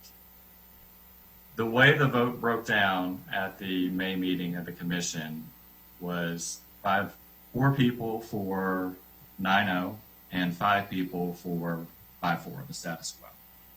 The commission members thought that was the clearest choice we could give voters, either the status quo or 9-0. As far as 7-2 goes, I think it would be a little inappropriate for me to speak on that, given the fact that the majority report talks about 5-4, minority report talks about 9-0. I don't want to speak outside the 4 corners of those documents, but I believe the commission members thought that those 2 choices would give the voters the clearest distinction as to their options. Sure. Okay. So I appreciate both your thoughts, and clearly, there's intention in the messaging behind 9 districts, as you just stated, because those are clear guideposts that are easily understood. What I'm suggesting here, where my thoughts were about adding 2 district seats, is it might not make the clearest message, but I think it makes the most sense. Because if people are concerned that some of the district seats are too large and they're looking for a more representative structure, and that's clearly what's being articulated, then adding district seats does that while also providing the at-large structure for the holistic approach. And so clearly there are more conversations that are going to be taking place. I look forward to hearing more from my constituents after this public conversation and after more people start hearing about this. But again, I do want to thank all of you, both of you and all of your commission members for engaging in this thoughtful process about how we make democracy work better here in Montgomery County. And I'll say that I think it works pretty well, but there's always room for improvement. Thank you. Thank you. Thank you. I did want to note that we have one more speaker. Councilmember Jawanda was going to speak. Just for those who are looking at our agenda, we are going to skip the moment, district council session, and right after Councilmember Jawanda speaks, we're going to go directly to the council sitting as Board of Health so that we can hear from Dr. Gales and others. And then the district council session, if you look on your agenda, at the end it says, if needed, that we were going to do this at the end after the public hearings. Obviously, it is needed. So we will do this at the end of the day rather than now. And with that, Councilmember Jawanda, please. Thank you, Mr. President. No pressure. Thank you for relieving that. Mr. Margolis, and I think if we still have Mr. Danley, there you are. Thank you for your time and consideration and for serving. I know I was able to participate in one of your sessions in East County, and I appreciated the opportunity to do so and to listen. So some of my colleagues just want to lift up a couple things. Obviously, I appreciate Councilmember Glass's line of questioning. I think the top line here is people need more representation, not less. And right now, every person in the county can vote for 5 council members, which is the current majority. And that is a significant and important thing. And I think you've heard many reasons why. Also, I'll say, and I certainly for myself and for all my at-large colleagues, we take very seriously representing everyone in the county and work really hard through the campaign and now. And our staffs work very hard, and the council staff works very hard, as do all of the district offices, to respond to the needs of everyone in the county. I appreciate Mr. Margolis. I'm so glad you underlined the point. My colleagues know I am a big proponent of more staff, both individual and in the central office. I think it's not for us, it's for constituents. And if I tell you, if we all tallied up the calls we've gotten, especially in the COVID realm with renter help, and I mean, you're going to have thousands of people who need assistance that we are trying to respond to every day. I mean, we have large casework reports, and I take that very seriously. And they come from all parts of the county, and the district members are getting them too. And so that the staff is not for our, it's not for our benefit. It's so that we can better respond to residents and to their needs. And so I think that is no matter what situation we do with the size of the council, that is required. Now, if you add members, as Councilmember Glass mentioned, you do get more staff, and you do, because they have to come with those offices, and you reduce the number of the size of the districts that are represented, and theoretically you can respond better if you have a smaller group. So I understand the logic there, but we certainly need more staff. And I think we are a nimble operation. If you look at county government, we're not bloated here in the county council. I mean, we get a lot of bang for our buck. I would also underscore the important point about taking the bird's eye, the larger view. And I think all council members do that. But I do think the at-large are particularly situated to do that well. And if you look at our neighbors in Prince George's County and in Washington, D.C., and people are moving in the direction of having at-large members, not in the other direction. I think Councilman Robinhouse brought that point up, and it's an important point. If you look at Arlington, all of their members are at-large, their entire board, and all 5 members. And so I think that is an important perspective that enables a balance, because as a district member, you should advocate for your district because you're intimately, the needs while looking at the larger picture. But as an at-large member, I think it's a slightly different perspective, and both are needed to have a functioning government. And then, the public financing point was raised, which is a critical important point. That has had a positive impact on the system, especially for first-time candidates, for candidates of color. I think it's not lost that we had, of the top candidates that came in the at-large race, many were women, many were people of color. I know we got 4 men, but we had some people just below that were very close. So I think the next 2 were a woman from Up County and an African-American woman from this area, from Down County. So I think you had that serving a purpose as well. And then the last 2 things I want to say, the reason I don't like the 9-district approach for all those reasons I stated, but it also kind of does an us versus them. And I don't think we need to be doing an us versus them, and we need Up County versus Down County. We all care about the county, and we want the county to do well.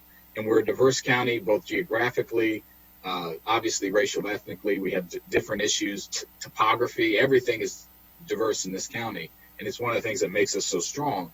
And I don't like the messaging that, hey, all these people live down here and they don't care about you. That's not what we do. We wake up every day and we come in to represent everyone in the county. So to any suggestion that that's the case, I just totally disagree with it. It's just not true.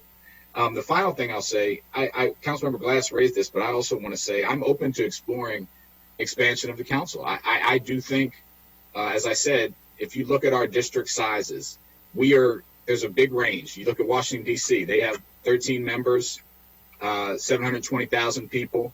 So, for their districts, they're serving about 90,000 people, right?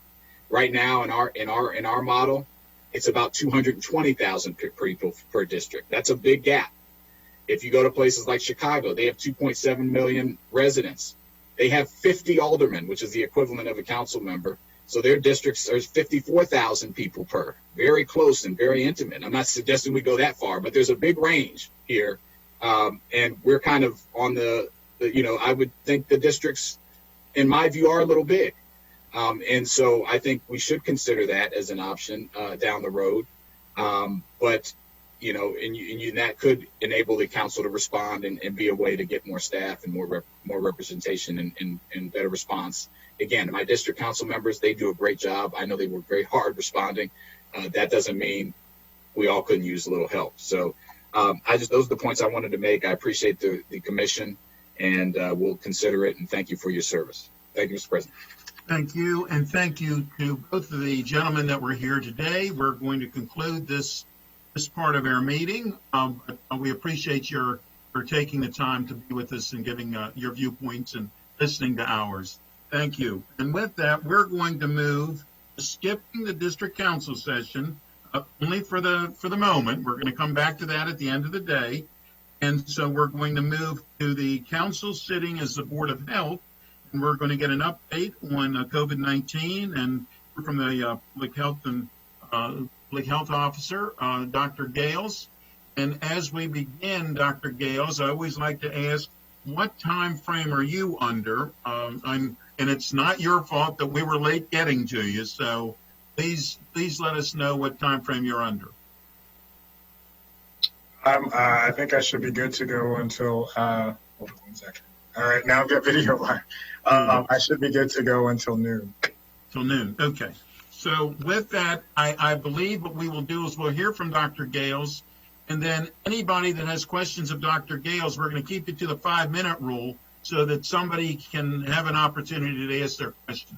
So with that, Dr. Gales, please, I'm not keeping you to the 5-minute rule, but it would be helpful. Okay, but anyhow, go ahead, please. Well, I will work to stay within 5 minutes to save time for questions. So good morning, everybody. Our numbers today, we're at a total of 14,204 cases, which is an increase of 63 cases from the previous day. If you look at the last 4 or 5 days, we have been in the 60s range in terms of cases. I think a low of 52 and a high of 75. And fingers crossed that this has become our new ceiling. As we talked about the previous week when we had 125 cases, we said hopefully that was our ceiling. And then we hope this continues to be the case and continue to trend even further downward, particularly as we have reopened and increased testing. Our R naught value has been in the range of 0.7 to 0.9. I will say the 0.9 number is influenced by that day last week where we had 125 cases. Again, it's factored over 7 days, but we continue to be below 1.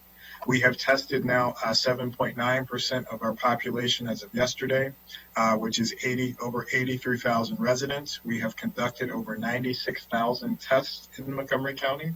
Our 7-day average for test positivity is now 6.6%. A couple things to highlight. There was some guidance provided there was a press release provided by the governor this week related to nursing home testing and reopening criteria. The state is conducting the follow-up testing in nursing homes that still continue to have cases. They are providing the test kits directly to those nursing home facilities and are coordinating and handling the analysis of those samples. Residents and staff will be tested on a biweekly basis until obviously there are no cases remaining in those facilities. The county will continue to provide support to the nursing homes in terms of infection control, as well as overall guidance in terms of access to PPE, staffing, etc. There were also parameters provided for relaxation of precautions that have been put into place. There's an extensive document that lays those out, including that facilities must not have any evidence of an outbreak. Outbreak, again, in nursing home setting is defined as at least one case. So in order for a nursing home to be able to move forward with that, one of the criteria is that they have to have no cases, they have to have adequate staffing, PPE, etc. They have to notify the local health department to attest their readiness and ability to meet those criteria before they can move forward in discussion in terms of those provisions that would potentially allow for visitors, as well as allowing, for example, relaxation of dining requirements and allowing residents to be able to come together in restricted situations. Our team, our nursing home and LNR team, are completing infection control surveys of the 34 nursing homes in the county. They are to be completed by July 31st.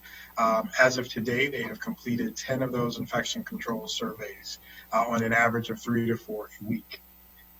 Moving forward to testing, we have consistent with our conversation from last week, we have conducted extensive outreach to a lot of different communities across the county, not just in those top 10 zip codes that have the highest number of cases, although we have concentrated a lot of effort there in terms of identifying venues as well as organizations to partner with to provide further testing. And thank you to a number of the council members who have provided feedback and suggestions and recommendations on individuals to reach out to do so. We do have a pop-up testing site that it will be at in Tacoma Park at the Tacoma Park Recreation Center on Thursday. Our goal is to test over 400 individuals. We're also accompanied by our colleagues within HHS to do also provide linkage to social support services. This is the model that we are hoping to move forward and again be able to conduct in numerous sites. We have a number of other conversations that are not completed but in the works in terms of exploring venues in the East County area, Friendship Heights area, downtown Silver Spring as well. We also have at least one agency who submitted a proposal for the county to support testing with the goal of providing over 7,000 tests a week at their particular site.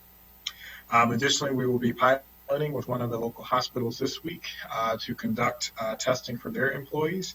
And this represents moving forward with our high throughput option that we have discussed before, but rolling it out from a registration perspective and then obviously being able to scale up as we had previously discussed. We also brought on our first set of volunteers from Project Hope, who will be assisting us in our mobile testing arm. We began the orientation process with them yesterday, and They will be participating in our current site with the goal of being able to roll out and extend testing on site in a number of different venues, whether it's a D&D home, assisting with the assisted living and nursing home populations, or supporting pop-up testing as we roll that out in the county. We have continued the conversations around the placement of the mobile units that we are been able to utilize from CDC. We are finalizing discussions about where they will be placed, and stay tuned for that. As well as continue to finalize discussions around expanding the testing to first line responders and county employees as well. In terms of contact tracing updates, 100% of the individuals, the new cases who have popped up in the system, the COVID link system, have received an initial contact within 24 hours. Now, over 80% of those individuals there's actually been a conversation right within that 24 hours, and the remainder have followed up in that process. We have begun the process of interviewing contact tracers through the contracting agency. I'm not sure if any have been hired, but the interviews have started, and orientation and the training will begin on Monday, as well as we have had at least 2 conversations with community organizations to discuss partnering with them to extend contract tracing within their organizations to expand scope and outreach.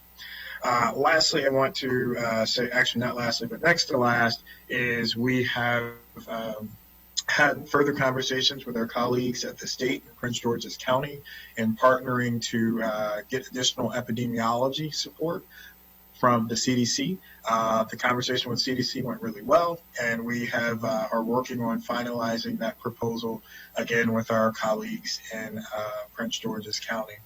And the last thing I want to highlight is we did have a couple of instances where we were providing guidance for some reopening criteria, including for parks. That has been provided as of this morning.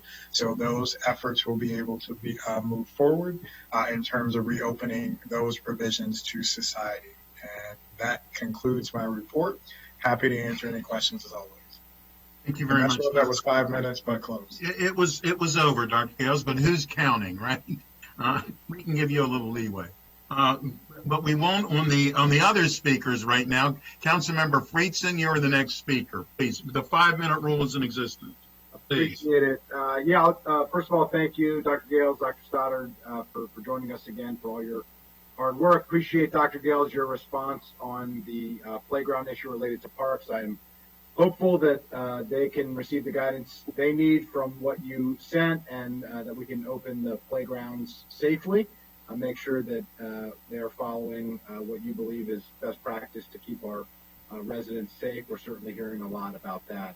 Want to reiterate the need for clear, consistent, easy to understand guidance. I wanted to ask about Phase 3 and Phase 2. There was a lot of guidance that was provided, including the square footage rules and some other things, including playgrounds. It ultimately changed, fairly significantly. I think some of those changes were positive developments to make things clearer and easier, but I think it would have been even better if they had happened earlier. And so I just wanted to check on Phase 3, whether there are any considerations for changes to the chart that's been publicly shared, anything that's under consideration, and what the plan and process would be on getting that out to the public and to us. Well, I think as it stands now, we have to see where the numbers go in terms of what would drive those decisions. So, at this point, for example, using square footage is, the more scientific proven way in terms of being able to guide capacity as opposed to just saying, here's a certain percentage. So I think that, those specific requirements would be, we can throw out a number and say we, would hope to extend it to this, but that would be in large part dependent upon where we are in terms of our numbers and the impact of the virus. And certainly we continue to refine as we get more information. And again, study other jurisdictions in terms of best practices to be able to present that information. I, at this time, don't have any further knowledge or comments in terms of the phase 3 stuff, because right now we're focused on the phase 2 aspects and making sure that we get all of the guidance out for that to make sure that the parameters and provisions are in place, and that we can continue to do that safely. My expectation is that when we are at a point where we are closer to moving to phase 3, not to say that those conversations aren't happening now, but then that, that further guidance would be provided before we launch and say we're here. The one thing I will add is, as part of our recovery framework, and we'll be talking to you all there about that today, economic revitalization, we have sectoral groups that are focused on, things from, life sciences all the way through small businesses. Those individual work groups are actually going to be helping us in developing some unique guidance, because we've gotten a lot of questions, and I was going to talk about this as part of my briefing. We've gotten certainly over 100 unique questions that have all had to develop some policy associated with them. And in the future, we're getting a little bit better about identifying what are more global issues that we can clarify the overall executive order on, but where there might be unique guidance, we're actually referring those to individual recovery work groups to allow them to do some of the preliminary work around massage centers, around ice rinks, around, Dr. Yells knows we've gotten, every iteration of a question you could, well, not every iteration, but certainly many, many iterations of questions. And so our goal is to utilize the experts, and those groups really represent both the business sector as well as the county side to work out some of the future phase 3 guidance. And so that has been modified tasking that we actually talked about on Monday, and so we'll be rolling that into those groups as well.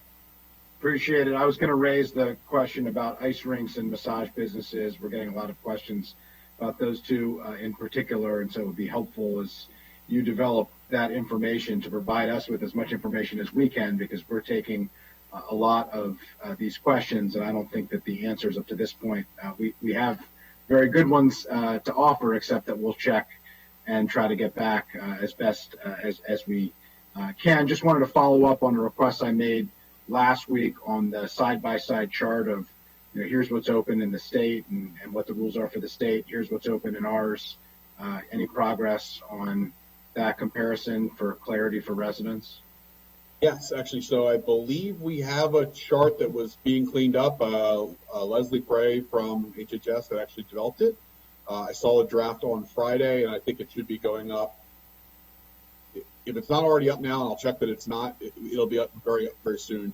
They had to translate it from but take it from the product to actually something that can be put on the website and looks presentable. So great. I'd love for you to get it up as quickly as possible, but it would also be nice if there's a request that comes from the council that you send it over to council members so we're aware that it's been posted, that you've fulfilled it. We'd like to credit you for doing something that we've asked. So thank you very much. much. Let us know in order to credit you. Appreciate the time. Thank you. Councilmember Reamer. Thank you so much. Appreciate the report. I'm glad we're getting traction on testing. Appreciate that very much. It's been arduous, no doubt, and I think at the same time we're moving ahead. So I wanted to just look forward and ask Dr. Gales, Dr. Stoddard team, what are the critical barriers that you see to fully take advantage of the Advogenics capacity that we have, of the GeneDx capacity that we have? What do we need to know that we could do to really get to full execution there? What do you think are the issues that we'll be working to resolve over the next week, 2 weeks, and so forth? Sure. Well, I think they're, for the folks at home, they're two separate issues. So the GeneDx laboratory, we have been working with and using that supply for our nasopharyngeal swab testing components with our alternative test sites. From my understanding, I think that they are working as a lab also to be able to read oral self-collection kits as well, which would be great, expanding capacity there. And so those issues, we have used those. There were some issues within the state in terms of their practice in terms of accepting insurance. So that did cause a little bit of a blip. However, we continue to utilize that supply to support expanding capacity in terms of how many tests we provide at the alternative test sites, as well as increasing access. As I mentioned last week, we added an additional day at the Wheaton site on Fridays. So we've utilized GeneDx capacity for that. Now, as it relates to Advogenics, the issues that we've encountered have been more from the perspective of logistical stuff, namely in terms of patient registration, because as you know, we've had some long conversations about it. Is in a testing rollout, the test kit is a piece of it. So you've got to have the test kit. You've also got to have the lab equipment to read it. But there's multiple components in terms of how you register, and when you register in the system, how it's ordered. Does that collect information, insurance information, things like that. And then on the back end of that is once the information is resulted, how is that reported? So there's two components. It has to be reported to the state. So the lab has to, it's a process called ELR, electronic lab reporting.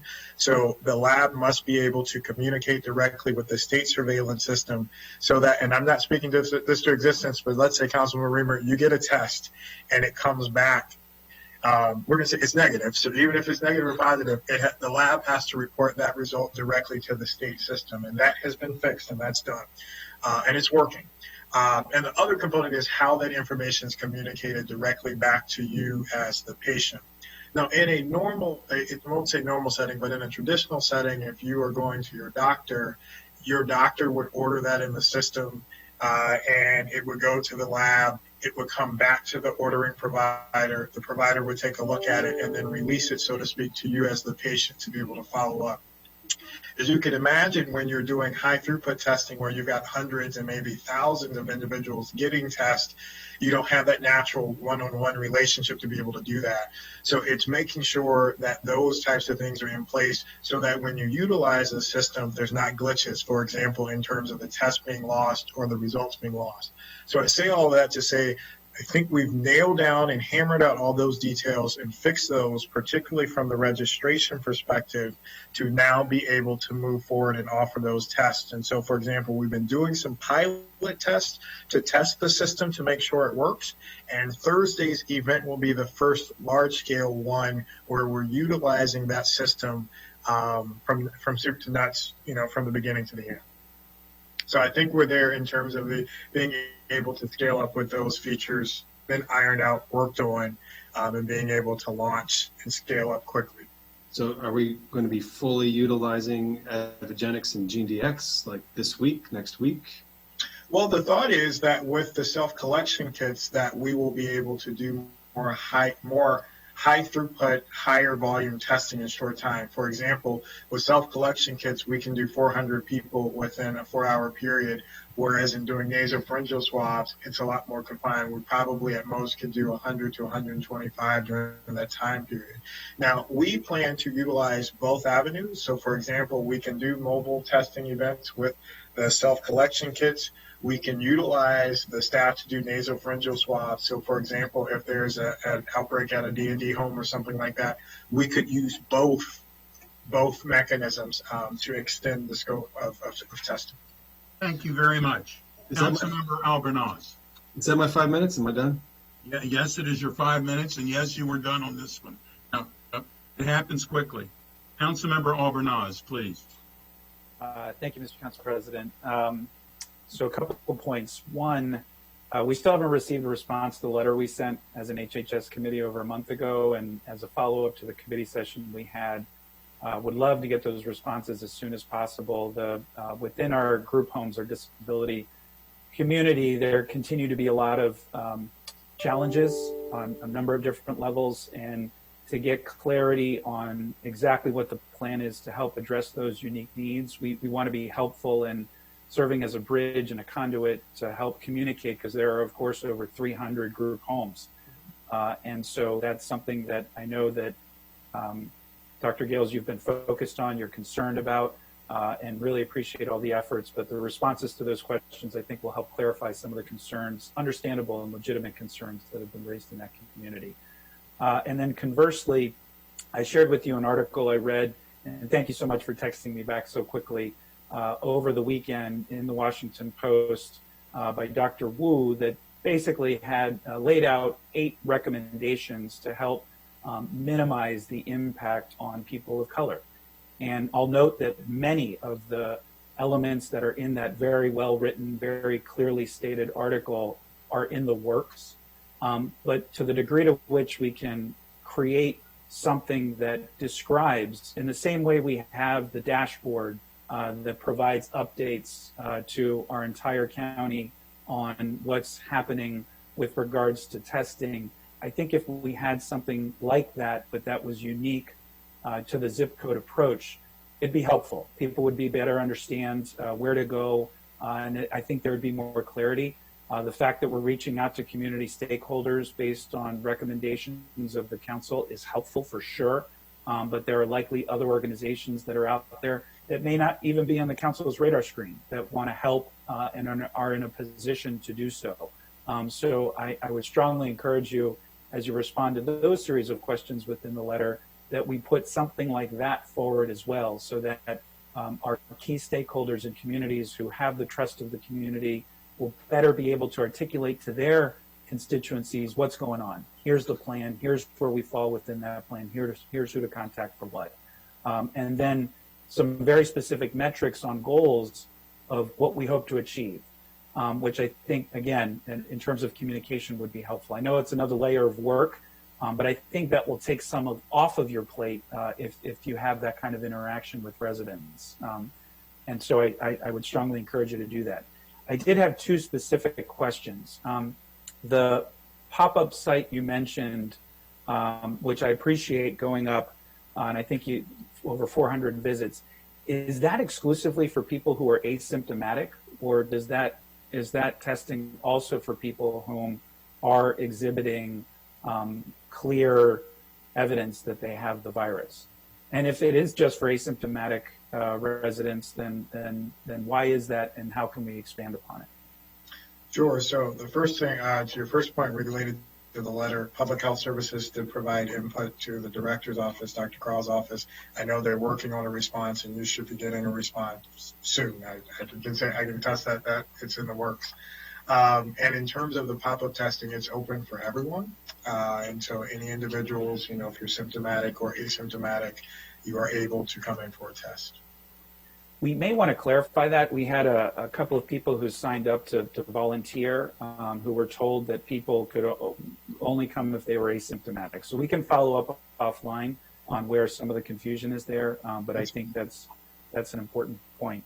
And then with regards to that article we shared, what was your reaction to it? What was your thought? Is there a plan to put something like what I described together to be able to more clearly articulate to the community at large who may not have the opportunity to listen into these briefings and may not be part of meetings that we're all part of right now, to be able to more publicly disclose what the plan is within those particular zip codes? Sure. I can say that, it's being worked on. I think that I think we've got to figure out more efficient ways to get communication out. Because there's lots of long hours, and we've got to rethink our strategy a little bit in terms of how to be more efficient and maximize the impact. And I think part of that is recognizing that we are not always the best messengers in terms of getting that information out. And so to that end, casting the broad net. So, we're thankful for the input that you all have provided in terms of recommendations. It's not the sole source of recommendations in terms of agencies without the community. And one of the things that we're actually excited about in our conversations with CDC, we were discussing mainly around epidemiology and disease control support, but they also do have some mechanisms in place to do the work that you just talked about. And they gave references of the work that they're doing in the Richmond, Virginia area as an example. And we have included that in our proposal to be able to assist. And then, as you mentioned, stand up things such as those that were mentioned in the article. Thank you. Thank you. Thank you. Councilmember Jawanda. Thank you, Mr. President, and thank you, Dr. Gales, as always, for your work here. I'll be judicious with my time.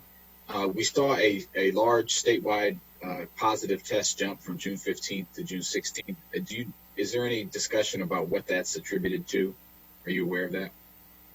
Yes, so that actually refers to the blip that I mentioned. We even saw in Montgomery County where we had, like, I think it was 100. It was our only day over 100 for a while. And I think what, as best as I can tell, it, could be a data dump in terms of testing. For example, there are some times where there are lags in the reporting of data. So, for example, there could be tests that are batched and are dropped on that day that could explain it, particularly given when you got it in the context of 6 or 7 other days where the numbers have been low. There hasn't been anything, at least from an epi perspective, in our jurisdiction to point to say, here, event X is what this was tied to. And so I would lean more towards the former explanation. Okay. I appreciate that. That's heartening to hear. I was hoping that was the case, and it's good to hear that we move forward in testing despite what we now know on record where the president's admonition to its staff to slow down on testing, which is absolutely ridiculous. So I'm glad that we're not in that boat. The other question, we're in the phase 2 now. More people are opening up. You're seeing the curbside dining. You're monitoring compliance with the rules. How is that going in your estimation? A couple days in, have you heard any general feedback or complaints or uptick in calls? I don't know if this is Dr. Stoddard or what, but whoever can respond to that. I'll say we haven't had to shut anybody down. We haven't had to, from my understanding, we haven't had to cite anyone yet. We've had some instances where we've had to go back and provide additional guidance and reminders in terms of the provisions and the parameters as they've been laid out. But so far, for the most part, people have been doing what they're supposed to do. And that's really, it's encouraging because that's what's going to get us to be able to move forward. Continued decreases in numbers in the setting of increased testing as well as increased opening of society. That is an indicator that the load of virus is lowering and lessening in the community, which is a good thing. But we'll have to continue to be vigilant, and we'll keep you all posted if we find out anything else. Appreciate it. And Dr. Stoddard, it looks like you took advantage of the haircut being open. So did you have something to say as well? My hair is long? So, we visited 1,500, our ambassador program, which is run in DHTA currently, has visited 1,515 unique businesses and made 296 return follow-up visits. If they found something, as Dr. Gales alluded to, in no case that we found something so egregious that we had to shut someone down, but if they weren't spaced out correctly or something along that lines, we'd make a return visit. 296 of those. No issues that warranted a further escalation, which is great. And so people are generally following the rules, and we appreciate. I certainly have heard from several members of council providing some comments on places that they thought needed maybe a checkup and some education. We've focused on the education, providing the materials, providing with the PPE, things that they needed. Right. So things are going, I think, as well as we could have expected. I appreciate that, and I'll defer I am interested on the zip code and follow up that, but I think Councilmember Navarro, my teammate's probably going to ask about that, so I'm going to yield back my time. Thank you very much. Councilmember Rice. Well, thank you. I'm going to be quick since most questions have been asked. Mine is just concerning new information that's been out there about the actual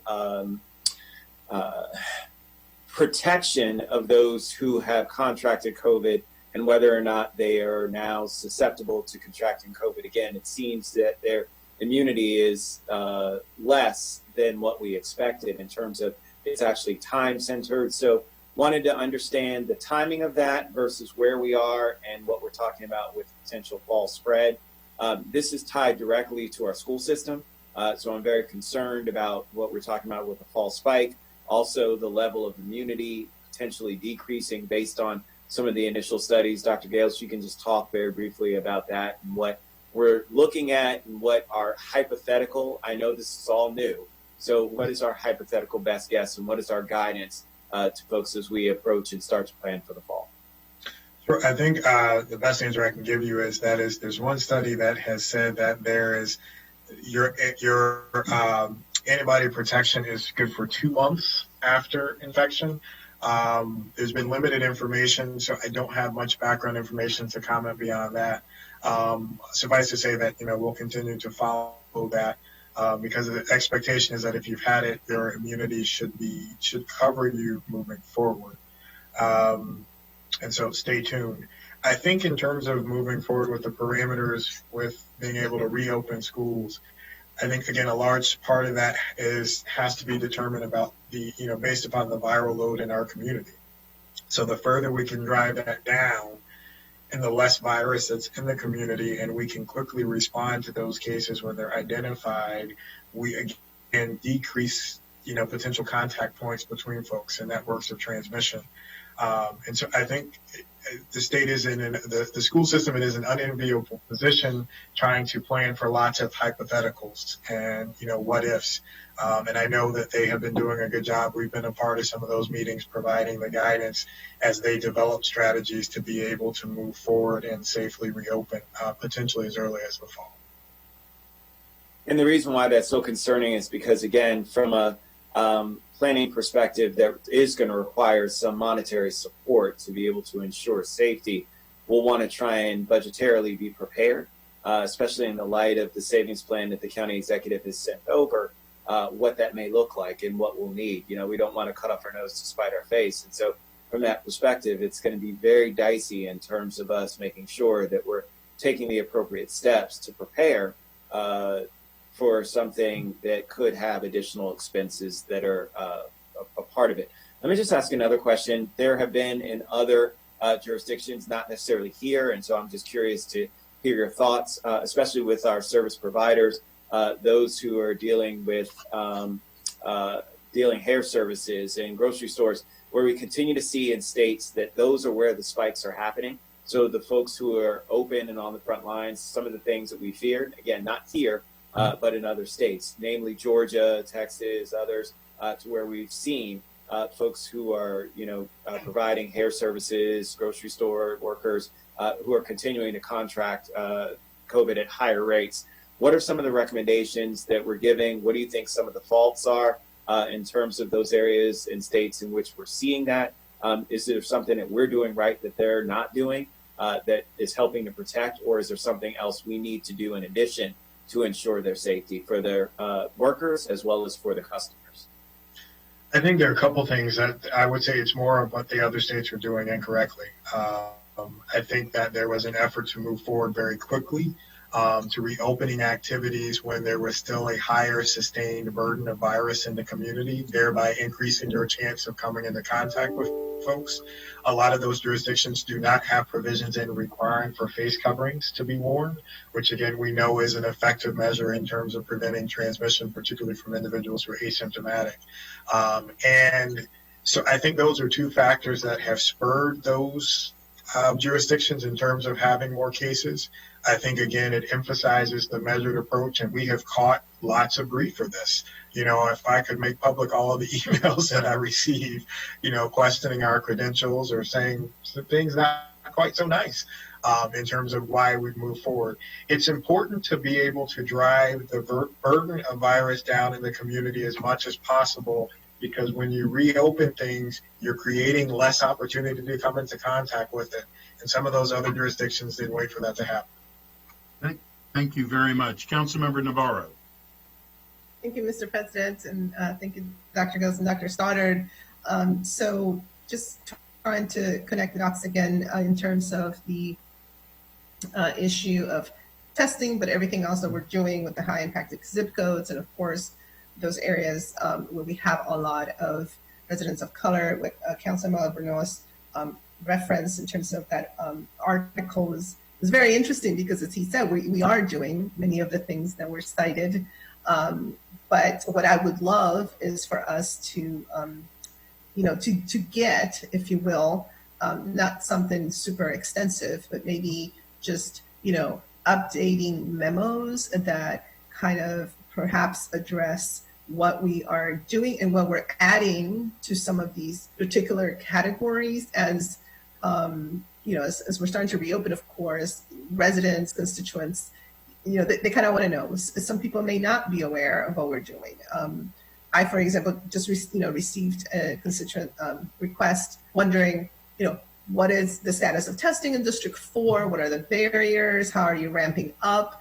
And so it is, very, I think, important and useful for us to have some of that information as much as we can in real time. I know things change every week, but I think also what was interesting about this article was, in my opinion, it was very straightforward and not very complex in terms of some of the things that we all can do.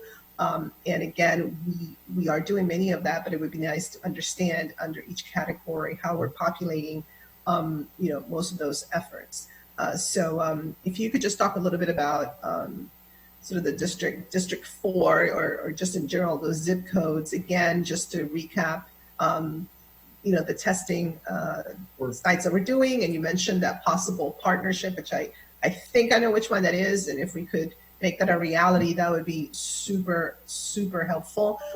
So if you don't mind just very quickly kind of going through what you both have done up until now to strengthen that capacity in those areas. Sure. I think one of the things, and forgive me, Councilmember Albornoz, for failing to mention this in your question, is something as simple as a calendar that we can put up online and say, here's the test site. So that is something that's being worked on right now. I'm looking at Dr. Bridges, who's reminding me that there's so much of it. So we're working on things like that now. So there can be a calendar that you can click on and say on June 23rd, here's where the test sites are. So yes, those types of things are in the works, and that will be applicable across the county, across the different districts. Now, as it relates to the specific districts, what we're working on is saying, okay, where can the county come in, step in, and do pop-up testing?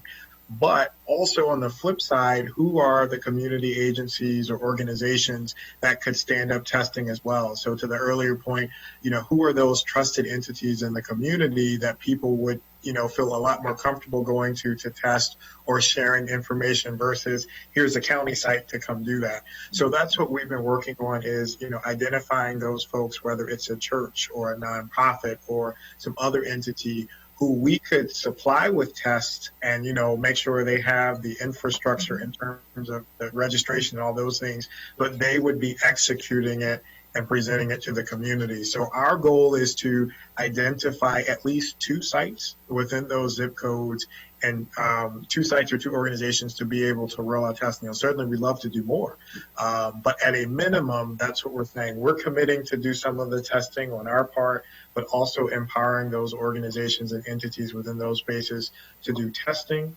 As you mentioned, working with community organizations around contact tracing. And I'm pretty sure what the organization you're thinking about is the same one. It's the same one we discussed last week. And we did have that conversation and discussion with them, and we're moving forward with that. As well as to the piece about communication and outreach in terms of being able to answer questions. So figuring some diverse strategies as well. Again, utilizing those within the network, within those zip codes and areas and districts who are trusted, folks within the community who can articulate the message, the shared message to the community and be able to answer those questions. Thank you. And to the extent that we can get, as I said, a not very lengthy, but maybe kind of weekly reports on what has been added. Obviously, all of us are so embedded in the community and have, different folks that we might know that you might already know or not. Mm-hmm. But we want to be able to get to the point where we are actually executing all of this, right? As quickly as possible and identifying those gaps as quickly as possible because of what has been mentioned. Yes, as we are reopening, specifically in those zip codes, we want to make sure that we are not inadvertently, because that's where the load may be the highest, go backwards. So I think this strategy is going to be central in doing that. And I just would like to know where we are in terms of implementation. What stage are we in terms of that? Dr. Slaughter. I know you're at your time, so I'm going to take 10 seconds to answer this. Okay. We're also doing the same thing with our ambassador program. We're prioritizing zip codes, and we do have the data that we could provide on businesses that we visited in the various zip codes, and that was a prioritization that was done very early on. We have the data for all that as well. Thank you. Thank you. Council Vice President Hucker. Thank you, Mr. President. Let me just start by thanking both of you. I always mention your hard work, but thanks for moving us in the right direction on this. It's really striking at a time when most of the country is moving in the wrong direction, and we've had so many states now seeing increases, and when they've presumably because they've impetuously moved forward too quickly. I know you resisted a lot of pressure, and I'm just grateful that when I look at the dashboard every day, I'm seeing, every one of our indications, almost every one at 14, declining 14 out of 14 days. So, thanks again for getting us to this stage. Just a couple quick questions, specifics. One that I haven't had a chance to ask, but coming from constituents. One in particular, tattoo parlors. I know we're originally in phase 2, now they're in phase 3. Dr. Gales, what's your thinking about them? The owner of tattoo parlors I've talked to says no more risk in what I do than what barbershops do. What are your thoughts? So based upon the CDC parameters, it does carry a higher risk, which is why they are, would likely be an activity included in phase 3. In terms of the duration, the proximity, and the quality of the interaction. And so based upon that, that's why it's separate from a barbershop appointment. Okay, thanks. And then wellness centers, they were also compared to other things that have been allowed to open. Again, similar rationale, based upon the science, based upon risk of transmission.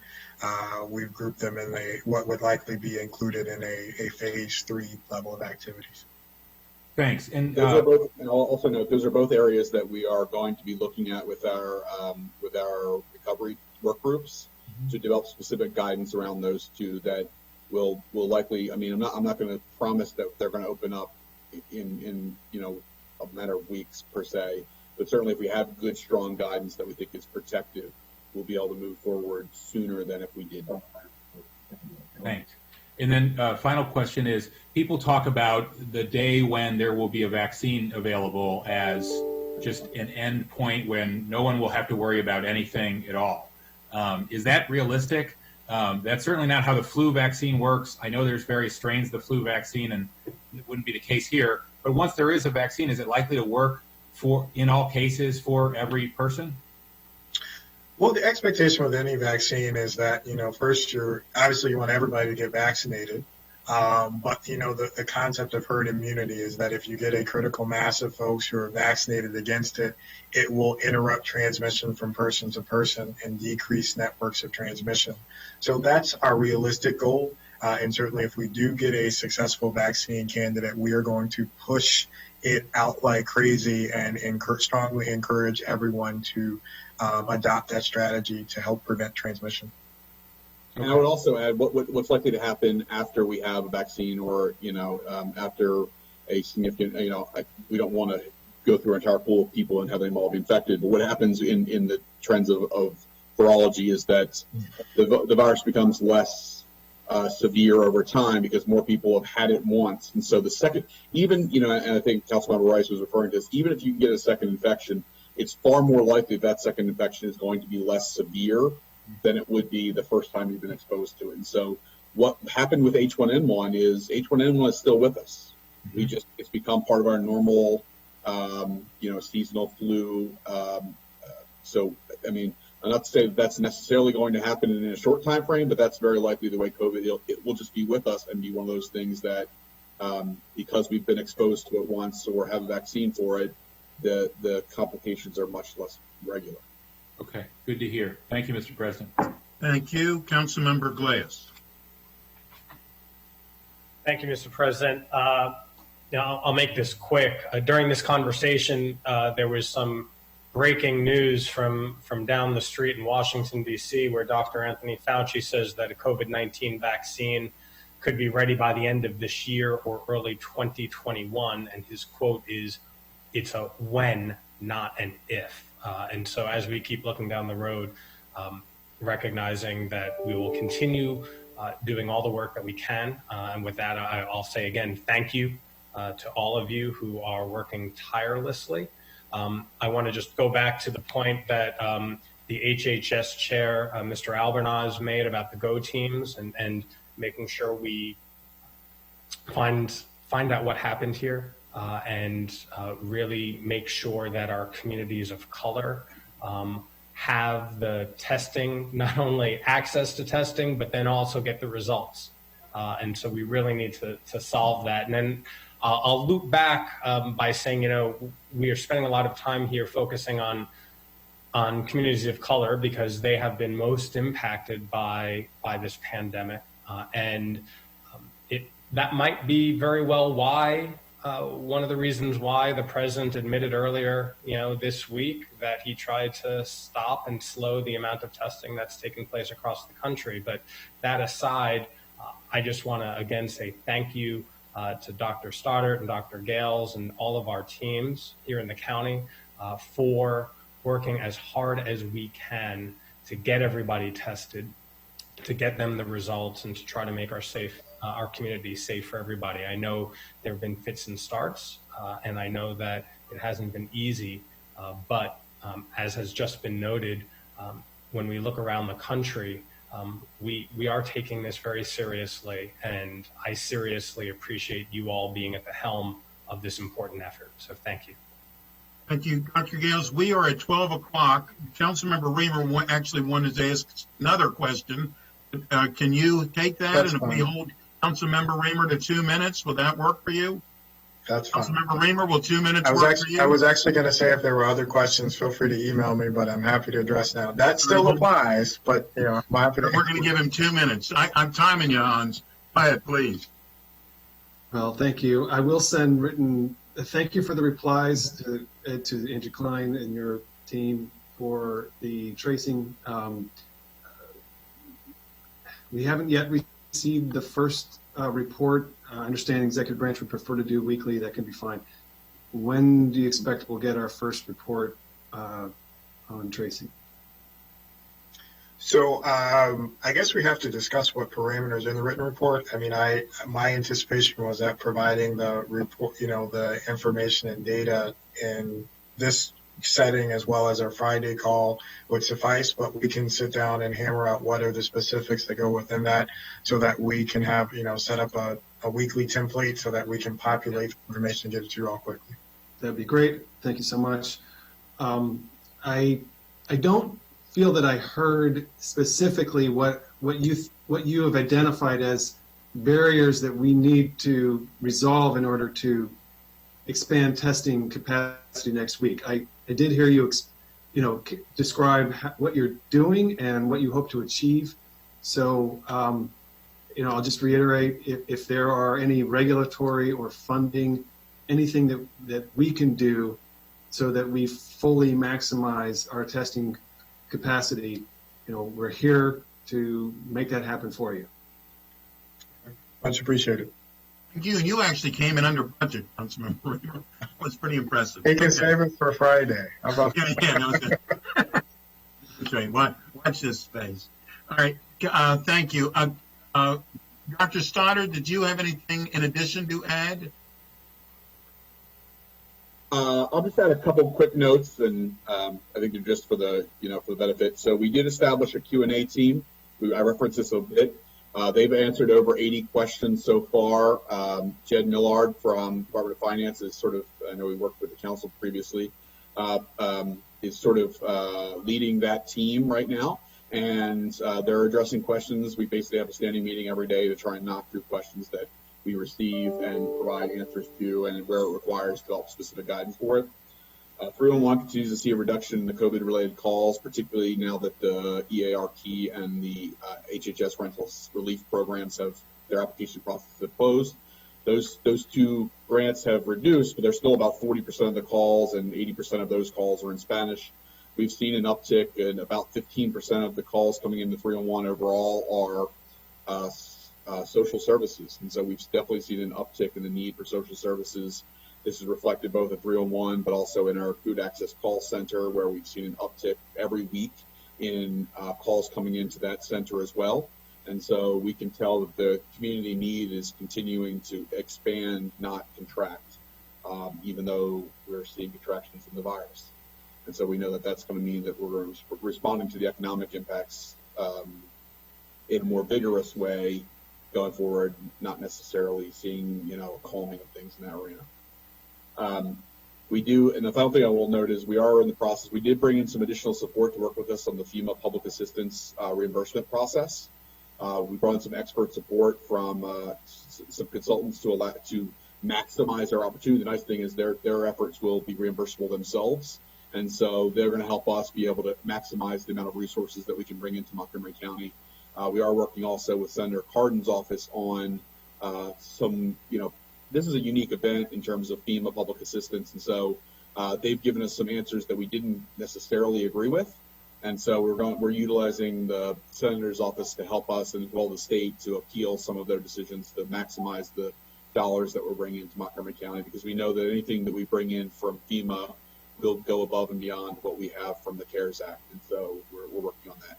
We had a child care town hall yesterday. We have a faith-based community town hall this afternoon to provide additional guidance and feedback to those areas. We're looking for additional opportunities for town halls and Q&A opportunities moving forward, because they're well attended and well received. And so I will stop there. Thank you very much. I see no questions at this point. We're going to go on recess in 2 seconds, but please note we're going to start again at 1:30, where we have 9, underline the word 9, public hearings with action items. So we have a full afternoon, and then we're going to actually have discussion and / presentation on the economic recovery committees. Then we're going to actually go to the district council session and have item 4, which we could have continued, but it's going to be the entire thing at the end of the day. So thank you very much. We're on recess. See everybody back at 1:30. Thanks.